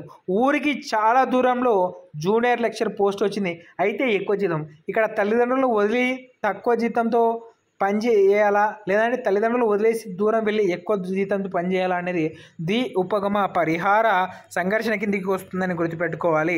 తర్వాత మనకు రక్షక తంత్రాలండి. రక్షక తంత్రాలను ప్రధానంగా ఎవరు ప్రతిపాదించడం జరిగింది అంటే సిగ్మండ్ ఫ్రాయిడ్ గారు అయితే వివరించడం జరిగింది. రక్షక తంత్రాలు ఒకసారి చూద్దామండి. ఒకటి దమనం అండి. ప్రత్యామ్నాయపూర్వక విస్మృతి లేదంటే కావాలని మర్చిపోవడం లేదా బలవంతంగా మర్చిపోవడాన్ని ఏమంటారు అంటే దమనము అంటారు. సాంఘికంగా మనల్ని కించపరిచినవి చెంప దెబ్బలు కానీ లేదంటే మనకు బాధ కలిగించే విషయాలను మర్చిపోవడాన్ని దమనం అంటారు. అన్నిటికీ రక్షతంత్రాలు మూలమైంది కూడా దమనం గుర్తుపెట్టుకోవాలి. తర్వాత ప్రతిగమనం అంటే చిన్నపిల్లలా ప్రవర్తించడం. ఏంటంటే మార్కులు తక్కువ వచ్చాయని పిల్లవాడు గిలగిల ఏడవడము, తర్వాత పనిలో ఓడిపోయాయని ఒక తండ్రి ఇలా ఏడవడము అన్న వాటిని ప్రతిగమన నియమానికి వస్తాయని గుర్తుపెట్టుకోవాలి. తర్వాత విస్థాపనం అంటే ఒకరి మీద తాపాన్ని తమకున్న బలం తక్కువ వారిపై చూపడం. అత్త మీద కోపం దుత్త మీద, తండ్రి మీద కోపం పిల్లల మీద చూపడం వంటివి ఏ దానికి కిందకి వస్తాయి అంటే విస్థాపనం అని గుర్తుపెట్టుకోవాలి. తర్వాత స్వైర కల్పన అంటే ఉదాహరణ ఏంటి అంటే పగటి కలలండి. వాస్తవంగా సాధించలేకపోయినా నిద్రలో సాధించే, నేను కలెక్టర్ కావాలనేది నిజం కాకపోయినప్పటికీ కళలో మాత్రం కలెక్టర్ అయినట్లు అందరికీ మంచి మంచి పథకాలు పంచుతున్నట్లుగా స్వైర కల్పన చేయడాన్ని స్వైర కల్పన అంటారు. నెక్స్ట్ తదాత్మీకరణం అంటే ఏంటంటే ఇతరులు సాధించిన దాన్ని తాను సాధించినట్లు భావించడం. కొడుకు డాక్టర్ అయితే తాను కూడా డాక్టర్ అయినా అనుకోవడం, కొడుకు కలెక్టర్ అయితే తాను కలెక్టర్ అయినా అనుకోవడం ఏదండి తదాత్మీకరణం అని గుర్తుపెట్టుకోవాలి. తర్వాత పరిహారం అండి. ఒక రంగంలో రాణించకపోయినా మరొక రంగంలో సక్సెస్ కావడాన్ని ఏమంటారో ఆ పరిహారం అని గుర్తుపెట్టుకోవాలి. అందహీనమైన ఉపాధ్యాయ పోస్ట్ కొట్టడం అనేది పరిహారం అని. క్రీడా రంగంలో రాణించలేవైన కీర్తి విద్యారంగంలో రాణించడం వంటివన్నీ పరిహారం కిందికి వస్తాయని గుర్తుపెట్టుకోవాలి. హేతుకీకరణ అంటే ఏమిటంటే ఊహ అండి, లేదంటే హేతువు కారణం చెప్పడం అండి.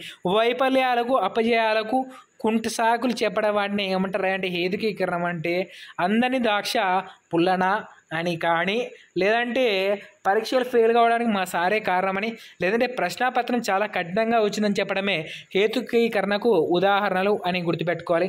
తర్వాత ఉన్న ఉదాహరణ ఏంటంటే ప్రక్షేపణము. ఒకరి చేసిన తప్పులు మరొకరిపై చెప్పడాన్ని ఏమంటారు అంటే ప్రక్షేపణము. నేను చేయలేదు, వాడు చేశాడు, వాడి వల్లే ఇలా జరిగింది అని చెప్పడాన్ని ప్రక్షేపణం గుర్తుపెట్టుకోవాలి. ఉపసంహరణ అంటే సమస్య నుండి పారిపోవడాన్ని ఉపసంహరణ అని. ప్రతిచర్య నిర్మతి అంటే మనసులో ఒకటి బయటకు ఓడి చెప్పడం అండి.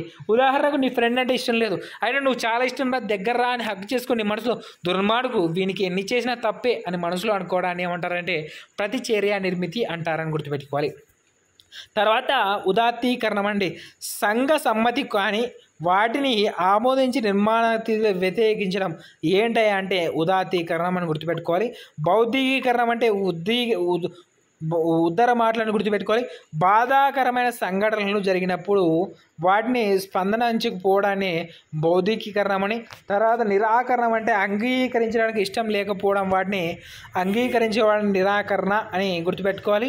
రక్షకతంత్రాలను ప్రవేశపెట్టినవాడు సిగ్మండ్ ఫ్రాయిడ్ అని గుర్తుపెట్టుకోవాలి. సిగ్మండ్ ఫ్రాయిడ్ గ్రంథం వచ్చేసి ఇంటర్ప్రిటేషన్ ఆఫ్ డ్రీమ్స్ అని. స్వప్న విశ్లేషణ అని గుర్తుపెట్టుకోవాలి. మూర్తిమత్వ సిద్ధాంతం వచ్చేసి మనో విశ్లేషణ సిద్ధాంతము అని గుర్తుపెట్టుకోవాలండి. తర్వాత మనకు కుంటనము, ఒత్తిడి, ఈ తర్వాత విషమయోజనం చాలా చాలా ఇంపార్టెంట్ అండి. కుంటనం అంటే ఏమిటి అంటే ఇక్కడ చూడాలండి. కుంటనం అంటే వ్యక్తిలోని ప్రేరకం తృప్తి చెందకపోవడం కుంటనానికి దారితీస్తుందండి. ఉదాహరణకు ఒక విద్యార్థి ఒక ప్రేయసిని ప్రేమించి ఆమె ప్రేమను పొందాలనుకుంటాడు. ప్రేమ వైఫల్యం ద్వారా మనోచింతన చెంది కుంటనానికి లోనవుతాడు. గుర్తుపెట్టుకోవాలి. సరైన లక్ష్యాలు లేకున్నా ఎక్కువ లక్ష్యం నెరవేర్చుకున్నా కుంటనం ఏర్పడుతుంది. శక్తికి మించిన స్థాయికి పోరాటాన్ని ఏమంటారు అంటే కుంటనము అని గుర్తుపెట్టుకోవాలి. 3 కిలోలు మోయగల పిల్లవాడు 5 కిలోలు మేస్తే కొద్ది దూరం మోయిన తర్వాత బరువుగా ఫీల్ అవుతాడు. దీన్నే కుంటనము అని గుర్తుపెట్టుకోవాలి. తర్వాత ఒత్తిడి అంటే ఏమిటి? ఒత్తిడి కూడా కుంటనం లాంటిదే అండి. ఏంటి అంటే ఒక సంఘటనకు మార్పుకు ఒక నమూనాగా వ్యక్తి శారీరకంగా మానసిక స్పందించడమే ఒత్తిడి. తర్వాత వ్యాకృతులత యాంగ్జైటీ అంటారని గుర్తుపెట్టుకోవాలి. ఫ్యూచర్లో ఫెయిల్యూర్ వస్తుంది అని కారణం లేకుండా భయపడే పరిస్థితిని వ్యాకులత అంటారని గుర్తుపెట్టుకోవాలి. రేపు ఎప్పుడో జరుగుతుందన్న దాని గురించి ఇక్కడ చింతిస్తూ జ్వరం తెచ్చుకోవడం కూడా వ్యాకులత. ఉదాహరణకు బాగా చదవని విద్యార్థిని రేపు ఎగ్జామ్లో ఫెయిల్ అవుతానని ఈరోజు రాత్రికి జ్వరం రావటం ఏంటయ్యా అంటే వ్యాకులత అని గుర్తుపెట్టుకోవాలి. తర్వాత విస్మయోజనం అండి. విస్మయోజనంకు ప్రధాన ఉదాహరణగా ఏం చెప్పుకోవచ్చు అంటే సర్దుబాటు శక్తి లేకపోవడమే విస్మయోజనము. విషమయోజనానికి గురైతే మానసిక రుగ్మతలు ఏర్పడతాయండి. విషమయోజనం గల వ్యక్తి తీవ్ర మనోవ్యాకులతను ఏర్పడుతుంది. దీన్ని తొలగించడానికి రక్షక తంత్రాలు ఉపయోగిస్తారని గుర్తుపెట్టుకోవాలి. రక్షక యంత్రాల అభివృద్ధి చెందినవాడు ఎవరండి? సిగ్మండ్ ఫ్రాయిడ్ అని గుర్తుపెట్టుకోవాలి. అయితే ఎలా విషమయోజనం జరిగింది, విషమయోజనం గురయ్యాడని గుర్తించడానికి ఇంట్రెస్ట్గా ఉండడు, న్యూనత భావాలు ఏర్పడను, విశ్రాంతి ఉండదు, ఒకదానిపైన నిలకడగా ఉండడు. ఇవన్నీ విషమయోజనం యొక్క కారణాలు అని గుర్తుపెట్టుకోవాలి. తర్వాత శిశు అధ్యయన పద్ధతులు అండి. దీన్ని శిశు అధ్యయన పద్ధతులు లేదంటే చైల్డ్ లెర్నర్ మెథడ్స్ అంటారని గుర్తుపెట్టుకోవాలి. ఇవి ప్రధానంగా 6 రకాలండి. అందులో ఒకటి అంతరీక్షణ పద్ధతి. ఇది అతి పురాతనమైన పద్ధతి. దీన్ని ఇంట్రోస్పియర్ మెథడ్ అని కూడా అంటారండి. తనలో తాను చూసుకోవడం లేదా తనను తాను పరీక్షించుకోవడమే అంతరిక్ష పద్ధతిని అంటారు. దీన్ని సెయింట్ అగస్టిన్ ప్రతిపాదించడం జరిగింది. అంత పరిరక్షణ కనుగొన్న వాడికే సంరక్షణాత్మక వాదం అండి. సంరక్షణాత్మక వాదులు దీన్ని ఉపయోగించడం జరిగిందో గుర్తుపెట్టుకోవాలి. అంతర్ప్రక్షణ అంటే స్వీయ పరిశీలన అండి. వ్యక్తి నిష్ఠత ఎక్కువ ఏంటి? వ్యక్తి నిష్ఠత ఎక్కువ గల పరీక్ష ఏదే అంటే అంతఃపరీక్షణ పద్ధతి అంటారు. ప్రయోక్త ప్రయోజుడు ఒక్కడే అని గుర్తుపెట్టుకోవాల్సింది అంతర్పరిశీలన పద్ధతి లేదా అంతర్పరీక్షణ పద్ధతి. తర్వాత పరిశీలన పద్ధతి అండి. ఏంటి తర్వాత గల పద్ధతి పరిశీలన పద్ధతి. దీన్ని అబ్జర్వేషన్ మెథడ్ అంటారు. పరిశీలన పద్ధతి ప్రధానంగా 2 రకాలండి. ఒకటి సహజ పరిశీలన, 2 నియంత్రిత పరిశీలన. ఒక జీవి ప్రవర్తనను సహజ పరిస్థితుల్లో సహజ సన్నివేశాలు పరిశీలించడమే సహజ పరిశీలన. ఉదాహరణకు విద్యార్థిని ప్లేగ్రౌండ్లో ఆడుకుంటున్నప్పుడు వారి ప్రవర్తనను పరిశీలించడం, అడవిలో పులిని పరిశీలించడం వంటివి లేదా నీటిలో చేపవిలను పరిశీలించడం వచ్చేసి సహజ పరిశీలనకు ఉదాహరణ అని గుర్తుపెట్టుకోవాలి. అదే నియంత్రణ పరిశీలనకు వచ్చేసి కృత్రిమ పరిస్థితులు కల్పించి వాటిలో జీవి ప్రవర్తనను పరీక్షించడమే నియంత్రిత పరిశీలన. ఉదాహరణకు తల్లి ఎదురుగా లేనప్పుడు శిశువు ప్రవర్తన కోసం తల్లిని దాచిపెట్టి పరీక్షించడం, అదేవిధంగా సముద్రంలో చేప పిల్లను ఆక్వేరియంలోకి తెచ్చి పరిశీలించడం, పులిని బోనులో పెట్టి పరీక్షించడం, ఇవన్నీ నియంత్రిత పరిశీలన పద్ధతులను ఉదాహరణగా గుర్తుపెట్టుకోవాలి. అయితే మళ్ళా వీటిని 2 రకాలుగా విభజించడానికి పరిశీలన: సంరచిత లేదా సహభాగి పరిశీలన, 2 అసంరచిత సహభాగేతర పరిశీలన. ఏంటి ఇవి అని గుర్తుపెట్టుకున్నట్లయితే ఇక్కడ చూడండి. సహజ పరిశీలనలో భాగంగా పరిశీలకుడు కూడా సన్నివేశంలో ప్రత్యక్షంగా పాల్గొని పరిశీలిస్తాడు. సంరచిత లేదంటే సహభాగి గుర్తుపెట్టుకోవాలి. ప్రేగంలో పిల్లలతో పాటుగా ఉపాధ్యాయుడు కూడా ఆడుతూ వారిని పరిశీలించడం ఏమవుతుంది? సంచరిత అంటారు. అంటే వాళ్ళతో పాటు కలిసి ఉండడం. సహభాగి వాళ్ళతో భాగం పంచుకొని వాళ్ళని పరిశీలించడం అని గుర్తుపెట్టుకోవాలి. తర్వాత అసంచరిత, దీనికి అబ్జర్వేషన్ డోమ్ పెట్టి లోపల జరుగుతున్న విషయాలను గమనించడమే అసంచరిత.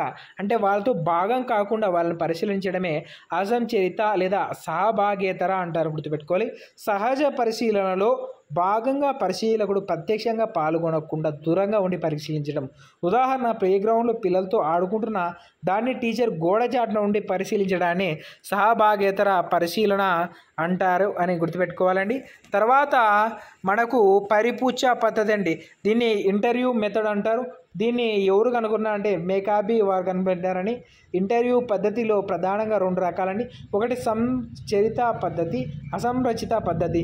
సంరచిత అంటే ముందుగా కొన్ని ప్రశ్నలు, ప్రణాళికాబద్ధమైన ప్రశ్నలు ఏర్పరచుకొని ఆ ప్రణాళికాబద్ధమైన ప్రశ్నల ఆధారంగా వచ్చే సమాధానాల ఆధారంగానే సెలెక్ట్ చేయడాన్ని సంచరిత అని గుర్తుపెట్టుకోవాలి. తర్వాత అసంరచిత అంటే ఏమిటయ్యా అంటే అప్పటికప్పుడుగా ప్రణాళిక రహితంగా ప్రశ్నలు అడుగుతూ విశ్లేషించడమే అసంరచిత అని గుర్తుపెట్టుకోవాలి. ఇది పరిపూచ పద్ధతిలోని విధానాలండి. తర్వాత అత్యంత ఇంపార్టెంట్ అయిన పద్ధతి ఏంటయ్యా అంటే వ్యక్తి అధ్యయన పద్ధతి అండి. వ్యక్తి అధ్యయన పద్ధతిని ఏమంటారా అంటే దీనే చికిత్సా పద్ధతి అంటారు, లేదా కేస్ స్టడీ మెథడ్ అంటారు, క్లినికల్ పద్ధతి అంటారు, వైద్య సంబంధ పద్ధతి అంటారని గుర్తుపెట్టుకోవాలి. ఇది మెడికల్ విభాగంలో బాగా అధికంగా ఉపయోగిస్తారని గుర్తుపెట్టుకోవాలి. తర్వాత కేస్ స్టడీ గురించి పరిశీలిద్దామండి. కేస్ స్టడీ అంటే ఏమిటంటే వ్యక్తి గురించి, సంస్థ గురించి లోతుగా సమగ్రంగా చేసే దర్యాప్తునే కేస్ స్టడీ అంటారని గుర్తుపెట్టుకోవాలి. ఒక వ్యక్తి ప్రవర్తనలో ప్రత్యేకతను అన్ని కోణాల్లో సమగ్రంగా సేకరించి విశ్లేషించడమే కేస్ స్టడీ అని గుర్తుపెట్టుకోవాలి. ఎవరి కోసం యూజ్ చేస్తారంటే ప్రతిభావంతులైన పిల్లల గురించి, సమస్యాత్మక ప్రవర్తన గల పిల్లల గురించి, ప్రత్యేక అవసరం గల పిల్లల గురించి, బాగా సభ్యత లేదా విఫలత చెందిన వ్యక్తుల గురించి ఈ కేస్ స్టడీని చేస్తారని గుర్తుపెట్టుకోవాలి. ఇక అత్యంత ప్రామాణికమైన పద్ధతి ప్రయోగ పద్ధతి అని గుర్తుపెట్టుకోవాలి. ఈ ప్రయోగ పద్ధతిలో మనం గుర్తుపెట్టుకోవాల్సింది ఏంటంటే అత్యంత వస్తునిష్టత గల పద్ధతి ఏదంటే ప్రయోగ పద్ధతి. అత్యంత వ్యక్తినిష్టత గల పద్ధతి ఏంటంటే అంతా పరిశీలన పద్ధతి అని గుర్తుపెట్టుకోవాలి. ఇది శాస్త్రీయ పద్ధతి, విశ్వసనీయత గల పద్ధతి అని గుర్తుపెట్టుకోవాలి. తర్వాత కారణం ఫలితం అని ప్రత్యక్షంగా గుర్తించగల పద్ధతి ఏదంటే కూడా ప్రయోగ పద్ధతి. మరలా రిపీట్ చేసిన ఒకటే ఫలితాలు వచ్చే పద్ధతి కూడా ఏదంటే ప్రయోగ పద్ధతి గుర్తుపెట్టుకోవాలి. ఇందులో ప్రధానంగా 3 చరాలు ఉంటాయండి. ఒకటి స్వతంత్ర, పరతంత్ర, జోక్య చరాలు. స్వతంత్ర చరము అంటే ఏమిటంటే ప్రయోక్త ఆధీనంలో ఉంటున్నది ఏటయ్యా అంటే స్వతంత్ర చరం. పరతంత్ర చరం అంటే స్వతంత్ర చరం ప్రభావానికి లోనయ్యేది పరతంత్ర చరం. తర్వాత జోక్య చరం అంటే స్వతంత్ర పరతంత్ర చరాలను మధ్యలో వచ్చి ఫలితాలు తారుమారు చేసి దాన్ని ఏమంటారయ్యా అంటే జోక్య చరం అంటారు. గుర్తుపెట్టుకోవాలి. జోక్య చరాలు ఉదాహరణ గమనిద్దామండి. ఉదాహరణకు ఏముంటాయంటే పిల్లల ప్రజ్ఞపై పిల్లల ప్రజ్ఞపైన చాక్లెట్ల ప్రభావం, లేదంటే పిల్లల ప్రజ్ఞపైన తల్లిదండ్రుల ఆర్థిక అంశాల ప్రభావం అన్న పరీక్షలో స్వతంత్ర చరం ఏది, పరతంత్ర చరం ఏది, జోక్య చరం ఏది. ఇక్కడ పిల్లల ప్రజ్ఞ పై అంటున్నాడు కాబట్టి ఇక్కడ పరతంత్ర చరము పై అన్నది పరతంత్ర చరం ఏదంటే పిల్లల ప్రజ్ఞ అనేది పరతంత్ర చరం. స్వతంత్ర చరం వచ్చేసి తల్లిదండ్రుల ఆర్థిక పరిస్థితులు కాబట్టి స్వతంత్ర చరం.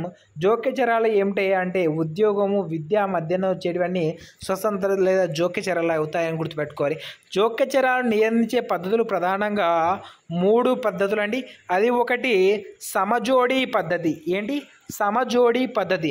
సమాన ప్రజ్ఞ గల వారిని 2 గ్రూపులుగా విభజించి వారి మధ్య చరాల నియంత్రణ చేయడమే సమజోడీ పద్ధతి. సమూహ పద్ధతి. ఇక్కడ ప్రజ్ఞతో ఆధారం లేకుండా మెంబర్స్ని ఈక్వల్గా అక్కడ 10 మంది ఇక్కడ 10 మంది సెలెక్ట్ చేసి పద్ధతిని జోక్య నియంత్రణ పద్ధతిలో సమూహ పద్ధతి అంటారు అండి. తర్వాత యాదృక పద్ధతి వచ్చేసి పిల్లలు సగం మంది అటు వెళ్ళండి ఇటు వెళ్ళండి అన్నప్పుడు యాదృక పద్ధతి అని గుర్తుపెట్టుకోవాలి. సరే, ప్రయోగ పద్ధతిలో 2 సమూహాలు ఉంటాయండి. ఒకటి నియంత్రిత సమూహము, 2 ప్రయోగ సమూహం. నియంత్రిత సమూహం అంటే ప్రయోగం గురి కాని సమూహాన్నే నియంత్రిత సమూహమును గుర్తుపెట్టుకోవాలి. అంటే ఉద్దీపనలు కానీ ఎటువంటి వేరు వాటిని నియంత్రిత సమూహాన్ని, తర్వాత ప్రయోగానికి గురి చేసే వాటిని ప్రయోగ సమూహం అని గుర్తుపెట్టుకోవాలి. తర్వాత నమూనాలండి. నమూనాలు ప్రధానంగా 3 రకాలని గుర్తుపెట్టుకోవాలి. ఒకటి ఏక సమూహ నమూనా, ఇది సింగిల్ సిటికల్ మెవిట్. తర్వాత సమాంతర నమూనా, 3 భ్రమణ నమూనా. ఏక సమూహ నమూనా అంటే మొదట ఒకసారి నియంత్రిత సమూహంగా, రెండవసారి ప్రయోగ సమూహంగా గుర్తు చేయడాన్ని ఏక సమూహ నమూనా అంటారని గుర్తుపెట్టుకోవాలి. అంటే తరగతి గదులు 20 మంది విద్యార్థులుంటే ఒక 10 మందిని ఒక సమూహంగాను, 10 మందిని రెండో సమూహంగాను చేయడాన్ని ఏమంటారు అంటే ఏక సమూహం అంటారు. ఒకసారి నియంత్రిత పరిస్థితులకు 1ని గురి చేయడము, 2ని కూడా అలా చేయడము, రెండోసారి కూడా చేయడాన్ని ఏక సమూహ పద్ధతి అంటారు. లేదా సమాంతర సమూహ పద్ధతి ఏమిటంటే ఒకటి నియంత్రితగాను ఒకటి ప్రయోగంగా చేయడాన్ని సమాంతర సమూహ పద్ధతి అంటారు. తర్వాత భ్రమణం వచ్చేసి ఏను ప్రయోగంగాను బీను నియంత్రితగాను ఉంచి తర్వాత ఏను నియంత్రితగాను బీను ప్రయోగం చేయడాన్ని ఏమంటారు అంటే భ్రమణము అంటారు. మరోసారి చూద్దామండి. ఏక సమూహం అంటే ఒకటే సమూహం తీసుకొని 2 విధాలుగా చేయడాన్ని ఏమంటారు అంటే ఏక సమూహం అంటారు. 2 సమాంతరం అంటే 2 తీసుకొని ఒకటి నియంత్రిత ఒకటి ప్రయోగం చేయడాన్ని ఏమంటారు అంటే సమాంతర అని అంటారు. 2 భ్రమణం వచ్చేసి 2 తీసుకొని మొగతర ఇట్లా అని తర్వాత రివర్స్ చేయడాన్ని ఏమంటారు అంటే భ్రమణ నమూనా అంటారు. ఇవి వ్యక్తి అధ్యయన పద్ధతుల్లో ప్రధానంగా అండి. తర్వాత చాలా చాలా చాలా చాలా ఇంపార్టెంట్. ఒకటి అణుదైర్ఘ్య అధ్యయన పద్ధతి, 2 అడ్డుకోత పద్ధతి. ఏంటయ్యా ఈ పద్ధతులు ఇంపార్టెన్స్ అంటే తరచుగా ప్రశ్నలు అడుగుతుంటాడు కాబట్టి చాలా ఇంపార్టెంట్ అండి. ఏంటి ఈ పద్ధతి యొక్క ఇంపార్టెన్స్ అంటే గుర్తుపెట్టుకోవాలి. అణుదైర్ఘ్య పద్ధతిని లాంగిట్యూడినల్ మెథడ్ అంటారు. సజాతి సమూహం పైన కాలం పరిమితి లేకుండా దీర్ఘకాలం ప్రయోగం చేసి అధ్యయనం చేసే పద్ధతిని ఏమంటారు అంటే అణుదైర్ఘ్య పద్ధతి అంటారు. ఒకే సమూహం ప్రయోగ కాలం మొత్తం ఉంటుంది. ఉదాహరణ 1వ తరగతి నుంచి 10వ తరగతి వరకు విద్యార్థుల యొక్క ప్రజ్ఞా పాఠవాలు చేసేది అణుదైర్ఘ్య పద్ధతి అని గుర్తుపెట్టుకోవాలి. దీని ఉదాహరణ సంజ్ఞానాత్మక వికాస సిద్ధాంతం ప్రభావితం చేస్తుందని గుర్తుపెట్టుకోవాలి. ఇక్కడ సమయం ఎక్కువ, విషయనీయత కూడా ఎక్కువ. అంటే ఖచ్చితమైన ఫలితాలు ఎక్కడ వస్తాయంటే అణుదైర్ఘ్య పద్ధతి, కానీ కాల పరిమితి ఎక్కువ, ఖర్చుతో కూడుకున్నదని గుర్తుపెట్టుకోవాలి. 2 అడ్డుకోత పద్ధతి ఏమిటంటే సమాంతర అధ్యయన పద్ధతి అంటారు. గుర్తుపెట్టుకోవాలి. ఇక్కడ వివిధ వయసులు గల విద్యార్థులను తీసుకొని 3 నుంచి 10వ తరగతి వరకు ప్రతి తరగతిలో 5 మంది విద్యార్థులను తీసుకొని వారికి వివిధ పరీక్షలు చేసి వారి ప్రజ్ఞా పాఠవాలను వేదాలు వ్యత్యాసం చేయడాన్ని ఏమంటారు అంటే సమాంతర లేదా అడ్డుకోత పద్ధతి అంటారు. గుర్తుపెట్టుకోవాలి. ఇక్కడ 3 అంశాలు గుర్తుపెట్టుకోవాలి. విషయ సమూహాల పద్ధతి, సంకీర్ణ విభాగాల అధ్యయన పద్ధతి, అతి స్వల్పకాల పద్ధతిని ఏదంటారు అంటే అడ్డుకోత పద్ధతి అని. దీని తిర్యక్ పద్ధతి, పరీక్షాపాల పద్ధతి అని, ఖండన పద్ధతి అని కూడా అంటారు. దీన్ని క్లాస్ సెలెక్షన్ పద్ధతి అని కూడా అంటారని గుర్తుపెట్టుకోవాలి. అయితే ఇక్కడ వివిధ వయస్సు గల శిశువులను ఎంచుకొని ఏకకాలంలో అధ్యయనం చేయవచ్చు అని గుర్తుపెట్టుకోవాలి. ఇక్కడ సమయం తక్కువ, విశ్వసనీయత కూడా తక్కువ అని గుర్తుపెట్టుకోవాలి. ఇవి వ్యక్తి అధ్యయన పద్ధతులు ప్రధానంగా అండి. తర్వాత క్యుములేటివ్ రికార్డ్ లేదంటే క్రమ అభివృద్ధి పత్రం అంటారు. క్రమ అభివృద్ధి పత్రం అంటే ఇది సంచిత పత్రము. క్యుములేటివ్ రికార్డ్ అని మారుపేర్లని ఉన్నత విద్యార్థులకు మాత్రమే ఇస్తారు. అంటే ప్రగతి పథం అంటే మొదటి 3 నెలల్లో విద్యార్థి స్థాయి ఎలా ఉంది, తర్వాత 3 నెలలు ఎలా ఉంది, తర్వాత 3 నెలల్లో ఎలా డెవలప్ చెందాడన్న విషయాన్ని క్రమాభివృద్ధి పత్రంలో ఇవ్వడం జరుగుతుంది. వ్యక్తి అధ్యయనం కేస్ స్టడీ కేవలం సమస్యాత్మక విద్యార్థులకే కాకుండా క్రమాభివృద్ధి పత్రం కూడా యూజ్ చేయవచ్చు. ఈ రికార్డును ప్రవేశపెట్టింది సెకండరీ విద్యా కమిషన్ వచ్చేసి 1970 నుంచి 71 వరకు గుర్తుపెట్టుకోవాలి. తర్వాత సంఘటన రచనా పద్ధతి. వ్యక్తి జీవితంలో జరిగే సంఘటనలు ఉన్నట్లుగా పరిశీలించి నమోదు చేయడమే సంఘటన రచన పద్ధతి యొక్క ఉద్దేశము. సంఘటన రచన ఇతరుల వ్యక్తి చేత విషయాత్మకత తగ్గిపోతుంది. విద్యార్థులు తమను తాము సంఘటన రచన చేయలేరు. చికిత్సా పద్ధతిలో హెల్ప్ అవుతుంది అని గుర్తుపెట్టుకోవాలి. ఇది సంఘటన రచనాత్మక పద్ధతి. తర్వాత అభ్యసనము, అవగాహన అంశాలను అయితే తెలియజేసుకుందామండి. తర్వాత అభ్యసన అంశాలు లేదా అవగాహన అండి. ఈ అంశాల గురించి రేపటి వీడియోలో తెలుసుకుందాం. ఇది పార్ట్ 2 కింద అయితే ఇవ్వడం జరిగింది. కేవలం ఒకే ఒక గంటలో మొత్తం అభ్యసనం అన్న అంశాలు మొత్తంను వివరించడం జరుగుతుంది. కాబట్టి మొదటి వీడియోను మరోసారి రివిజన్ చేసి చదువుకోండి. మీరు టీఎస్ టెట్ ఎగ్జామ్ వెళ్ళలో కనీసం 2 సార్లు తిప్పేసినట్లయితే ఒకసారి కవర్ చేసినట్లుగా ఉంటుందని తెలియజేస్తున్నాను. ఈ యొక్క విషయాంశం మీకు నచ్చినట్లయితే లైక్ చేయండి, మీ మిత్రులకు కూడా షేర్ చేస్తారని తెలియజేస్తున్నాను. ఇట్లు మీ JVS ఎడ్యుకేషన్ ఛానల్. ధన్యవాదాలండి. ఈ వీడియో మీకు నచ్చితే లైక్ చేయండి. మీ అభిప్రాయం మాతో పంచుకోవడానికి కామెంట్ చేయండి. అందరికీ రీచ్ అయ్యేలా షేర్ చేయండి. కానీ మా ఛానల్ని సబ్స్క్రైబ్ చేసుకోవడం మాత్రం మర్చిపోకండి.